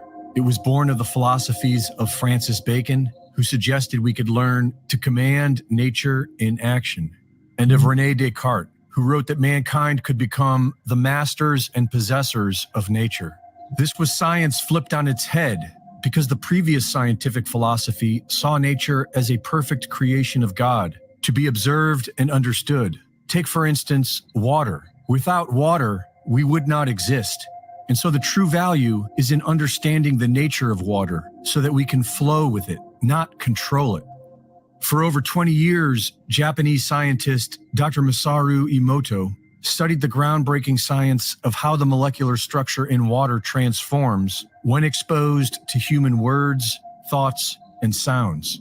Dr. Emoto would simply label a sample of water with different written words, such as love and gratitude, or I hate you. He would then freeze the water samples and capture them as they crystallized with high-speed microscopic photography. The results were astonishing. The crystals formed from water exposed to the words love and gratitude were clear, attractive, and symmetrical. And the crystals formed from I hate you were distorted, asymmetrical, and opaque. Over and over again, water samples exposed to positive intention formed the hexagonal snowflake-like patterns indicative of structured water found in nature. And samples exposed to negative intention would lose its structure and mutate, which was also found to be true with samples of polluted water. Decades of repeated experiments have clearly shown that water is transformed when exposed to human word, thought, and sound. Dr. Emoto theorized that this is because water has consciousness. Russian studies have shown that water is imprinted by the energy of its environment, and it retains memory from everything it comes in contact with, even when separated. During the discovery of the genome, Dr. Bruce Lipton was studying cellular behavior at Stanford University and discovered that our genes switch on or off based on their environment. Human beings are made of about 50 trillion cells, and each cell is its own little creature that eats, digests, reproduces, and forms communities. Each individual cell is constantly reading the quality of its environment through its outer membrane skin. This includes stressful emotions sensed via chemicals in the bloodstream. And when we are stressed, negative, or fearful, then our cells will switch into their own version of fight or flight mode. They will stop the process of self-healing and begin the process of self-defense. And conversely, when we are feeling positive emotions, our cells will be switched into self-healing and the body will thrive. Dr. Lipton's discoveries were ignored by modern science, who opted for drugs and surgery over love and happiness. This began the field of epigenetics and answered the question of nature versus nurture. Experiments have shown that a living creature will thrive on a genetic level when nurtured. Malignant tumor cells have been reversed, and many people claim to have cured themselves of all sorts of disease, including cancer, by shifting and maintaining their mental attitude into a positive one. Official science will predictably call this spontaneous remission, but it is well documented. The cell protects itself by its membrane, which has a coating of negatively charged sugar crystals in a suspension of water. Most people think of water as being very special because of its ease of existence in 3 different states: liquid, ice, and vapor. But the water in our body is not in any of these states. The water that makes up our cells is in the gel state. Science is now recognizing a 4th state of water, known as the gel state, or structured water. This 4th state is an electropolar state, whereas some of the water becomes a negatively charged gel, and the rest, known as bulk water, maintains a positive charge and remains more like a liquid. This electropropulsion creates movement and kinetic energy. This is how the blood is moved throughout our body. The latest evidence shows that the blood is pumping the heart, not the other way around. And it's the gel state water that propels the blood. To thrive, this natural propulsion system requires a connection to the earth, sunlight, positive human connection, and peace of mind. Your body is made up of over 50 trillion cells, and each one's health is dependent upon your own. Our happiness, or lack thereof, not only affects our health, it affects the health of everyone who enters our environment. So if you'd like to make the world a better place, then learn how to be happy. Greg Reese reporting. As usual, wow, huh? Good. The guy lays it out really nicely. And multiple things that I've talked about throughout the years, of course. The intention you give water. You can see my water bottles all have love and gratitude or thank you written on them. The basin of my filter has that as well. I literally say that before I drink it or before I eat food. I tell it what I want it to do, right? I say, thank you for becoming part of me. I will only assimilate that which I need and eliminate that which I don't, right? And thank you for becoming part of me, I would say to it, right? And so I remember when I first started doing that, people would think I was nuts, right? And so, but I don't care anymore, right? I'll do it in a restaurant or anything. And so what do you think about that, Joey? And to answer, Loken, your question, I'm going to try to have one before the new year, yes. So go, Joey. That's a good video. What's the new one about the heart? Yeah. We'll pop that one in, and that'll be a good way to pull it down. It looks like we'll be right about 2.5 hours then. We're at 2:20 right now. And so we'll listen to Greg's latest bit. And I haven't seen it all, right? I watched this one before this, but I haven't seen this one because it just came out a few hours ago. And literally pretty much the only thing I watch on band video anymore is Greg's stuff, right? Because I don't want to get in the rabble-rousing, right? And Greg usually just lays it out. And what I like is he's doing good, positive stuff lately. And so let me set it up over here real quick before we get in. I'm going to have to mute for a second. Otherwise, we're going to have to hear Alex. So I'm going to see if I can mute it here before I switch and see if we don't have to do that. But see what happens. Here we go. Ooh. Now it didn't work. Oh, wait, did it work? It might have worked. I don't hear him. And now we're to the skip part. And so sometimes it does. Okay, it worked. Okay, I'm going to set it up and switch over right now. We're at it. And this is Greg Reese's latest, The Mysterious Human Heart.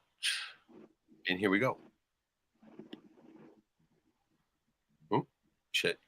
Steiner, whose teachings led to anthroposophical medicine, biodynamic farming, and the Waldorf School, said that the heart is a 7-sided regular form that sits in an imaginary box in the chest. Regular means that all 7 sides are identical. Plato described 5 platonic solids, and Steiner said there was a 6th one. He also said that the heart is not a pump. This fantastic claim was vindicated by Frank Chester, who figured out how to design a 7-sided regular form.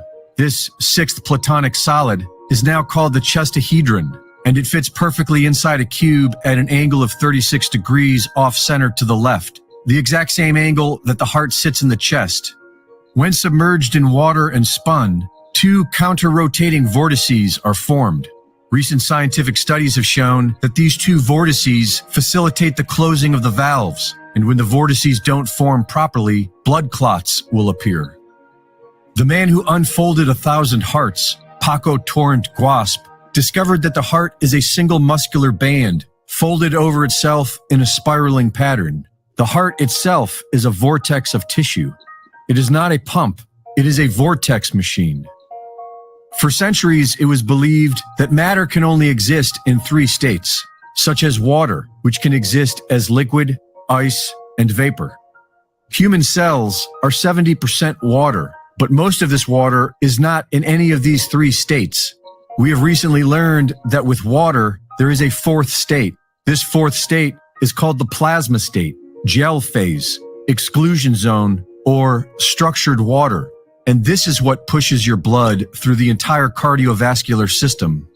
fueled by infrared energy from its environment, the water in our body becomes an electrical propulsion system. A certain percentage of the water in our body becomes structured water, and the rest remains normal liquid water, or bulk water. The structured water becomes negatively charged and forms the gelatinous outer walls of our capillaries, veins, and arteries. These negatively charged outer walls continuously propel the positively charged bulk water within, carrying the blood with it. This propulsion system will run indefinitely, so long as it stays charged. And the way you charge it is with the Earth's electromagnetic field, infrared energy, and positive thought. The work of Dr. Masaru Emoto has scientifically demonstrated that water exposed to loving human words and thoughts is transformed into its natural hexagonal shape. It becomes structured at a molecular level based on our positive intention. This new model shows that it is the blood that pumps the heart, not the other way around. And in order to keep the flow strong and healthy, our best medicine is to connect to the earth, get sunlight, love ourselves, and love one another with physical touch. Victor Schauberger spent his life studying water and found that in the natural world, water will always create vortices along its path. Schauberger learned that this spiral action is what structures the water in nature, and that when subjected to modern man-made water treatment, it loses its structure. Schauberger's work led him to believe that one could generate energy out of a vortex. He described it as an energy implosion, as opposed to an energy explosion. Dr. Tom Cowan, who has written about this in Human Heart, Cosmic Heart, has an interesting theory which may explain the saying, a heart of gold. Another recent discovery is that gold in its purest form does not appear to be gold at all. Under the right conditions, normal physical gold can be transformed into a fine white powder known as monatomic gold. This monatomic gold has been studied by multiple advanced laboratories, and it has very strange properties. It can be made to levitate and disappear. Monatomic gold is superconductive, and many would argue that this is what the alchemists were after. One of the ways of turning metallic gold into monatomic gold is by putting it through a high-speed vortex. When this transformation occurs, there is a flash of light and a 44% loss in weight. Dr. Cowan believes that the trace amounts of gold in our blood is transformed into monatomic gold as it travels through the double vortices in the heart, creating the spark of life. Reporting for InfoWars, this is Greg Reese. Wow. Okay, shit. Monatomic gold, man. I've used that before. You can get the stuff. People make it, right? In, yes, alchemy type stuff. I still have some around here somewhere. Monatomic gold. Now, it was said that the Egyptian priests used this, to attain these 800-year lifespans and shit that they had, right? It wasn't the only thing, but it was part of their whole, repertoire of things. And, I found that fairly easy to believe, too, after, if they had a pretty pristine environment and they, did all these certain flushes, kept themselves free of, parasitic bodies and whatnot, kept their system clear of post-putrefied waste and whatnot, it'd be pretty easy to believe that they could extend the lifespan for, virtually as long as they wanted. And what is he saying there, too? Also, you keep a good positive charge going, positive, that you can keep the blood to keep the heart going, right? And so, that's kind of mind-blowing. They say that it's not the pump, it's actually, being pumped. What do you think about that, Joey, and everybody who's still left with us? I see there's still 7 people here. And so I found this. What? Nate. Yep. Nice. That's good. That's great description. Yeah, that is pretty neat. Right. I find it definitely that miraculous, if not anything else. Because I've often wondered too, I've said this before, I've had my own life saved by weird circumstances and whatnot too, right? Especially out on the fishing boat where we were always facing, imminent doom, so to speak. Shit, moment that boat goes down, you're done, baby, right? Unless of course you have kind of raft or something, right? But if you can't get to that raft, like a lot of times happens, boat capsize, can't get to anything. You're out there treading water. You only have a matter of minutes, right? So there's always been multiple different little circumstances that have always saved my dumb ass. And I even started to finally start to wonder, what the fuck, right? And I would even say that to, to the universe sometimes. So what the fuck, man? What the fuck? Right? Why you keep doing this? Right? And so you all pretty much know that, I'm looking forward to the day to shrugging this mortal coil and attaining my full power, getting to my immortal being, my infinite self, only being held back by this chunk of molecules we call our body, right? Once you shrug that mortal coil, boom, you ascend. And if you don't believe it, of course, you're really gonna be fucked, because you probably won't ascend. But for those of us that know exactly what's going on, look forward to that day. Matter of fact, let's do it. Make it today. Never going to happen. I already know that I'm not that lucky. And not only that, but I'm not the one in charge either, right? And so the thing about the whole suicide thing too, as well as anybody knows anything about me, they know that would never happen, because if you do take it into your matters on your own hands, stop your own mortal coil, whatever, kill yourself, you lose your power. You lose anything that you've gained throughout your whole life is boom, immediately gone, right? Because the game doesn't work that way. I didn't make the rules. I just have been figuring them out, right? And so that's one of them that I know for sure. So if you, cut your molecules short, you fucking yourself. You lose any power that you've gained up until that point. And so it's got to wait for the game to end itself, which it will someday, I'm sure. But I mean, I'm starting to doubt that too now, right? What the fuck, right? This is going to go on forever. It seems like it. And so anyway, I found that very interesting. Greg's latest report, I mean, goes hand in hand with his one previous to that about the water. So you can see where he's at in his life quest. He's figuring out these things. And I just love the way he presents them. I mean, he's got all the resources of the whole InfoWars thing there, so I'm sure that's quite substantial. So he makes some pretty beautiful and well put together videos, lay out these ideas in a short amount of time. And I've always respected him for that, even since his first video. And so that's why I like to play him on here, even though it does get us into a little trouble sometimes. But I think we should fly on these ones. So a big love to everybody once again. We're at 2.5 hours right now. Good time to winder. And so I'm going to go ahead and go through the spiel again, right? Boost your immune system now. Have some fun. Get ready. Their game plan is winding down now. And they're going to go through one of their stages that they have predicted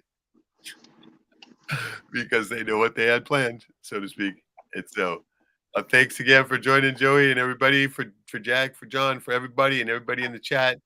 Rev Truth for sure, Lokin, Win War, Trains, everybody that showed up here tonight. Matt, my brother from another mother, Shadow. Yeah, you didn't come on this time, but it was kind of a sperm of the moment. Stephen Crumley, thank you too, and Joe Crow as well as Blue Jay came in there for a minute, and I look forward to seeing you guys next time. We'll certainly probably have one before New Year's. What is the date? It's the 25th here. So we got 6 days. So that's a week. Yeah, I'm sure there's going to be another time where we'll be able to pop off a live. I don't know exactly when, but I'll try to put it up, a few hours in advance. So that way, the notification could happen. Might happen. Never know, right? Jack's usual day is on Sunday. So maybe next Sunday. Who knows? We'll see what happens.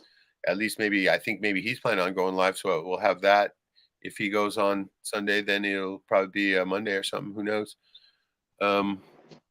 But get out there and have some fun. Stay positive, just like you said. Thank the water. The water that you're putting in yourself is going to become yourself, and so you want to make sure it's good. right? And even when you thank the water too, I also believe that it thanks the water within you that's already within you, and keep that going, keep that positive charge going. And yeah, I mean, it's just like the guy said earlier, even if you don't believe it, you can pretend, right? And that's the first stage on getting you to the where you do believe it and getting the spot where you pretend. Remember, they say people have said like, okay, I wrote myself a check for $10 million, right? And then 3 years later, I did have that, right? So yeah, pretend, fake it till you make it kind of thing. It works. Get the universe working on it right now. And I look forward to seeing you guys next time. And Merry Christmas, everybody. Big love. Give yourself a hug. And I'll see you next time. And you too as well, Joy. Everybody, have some fun. Cheers.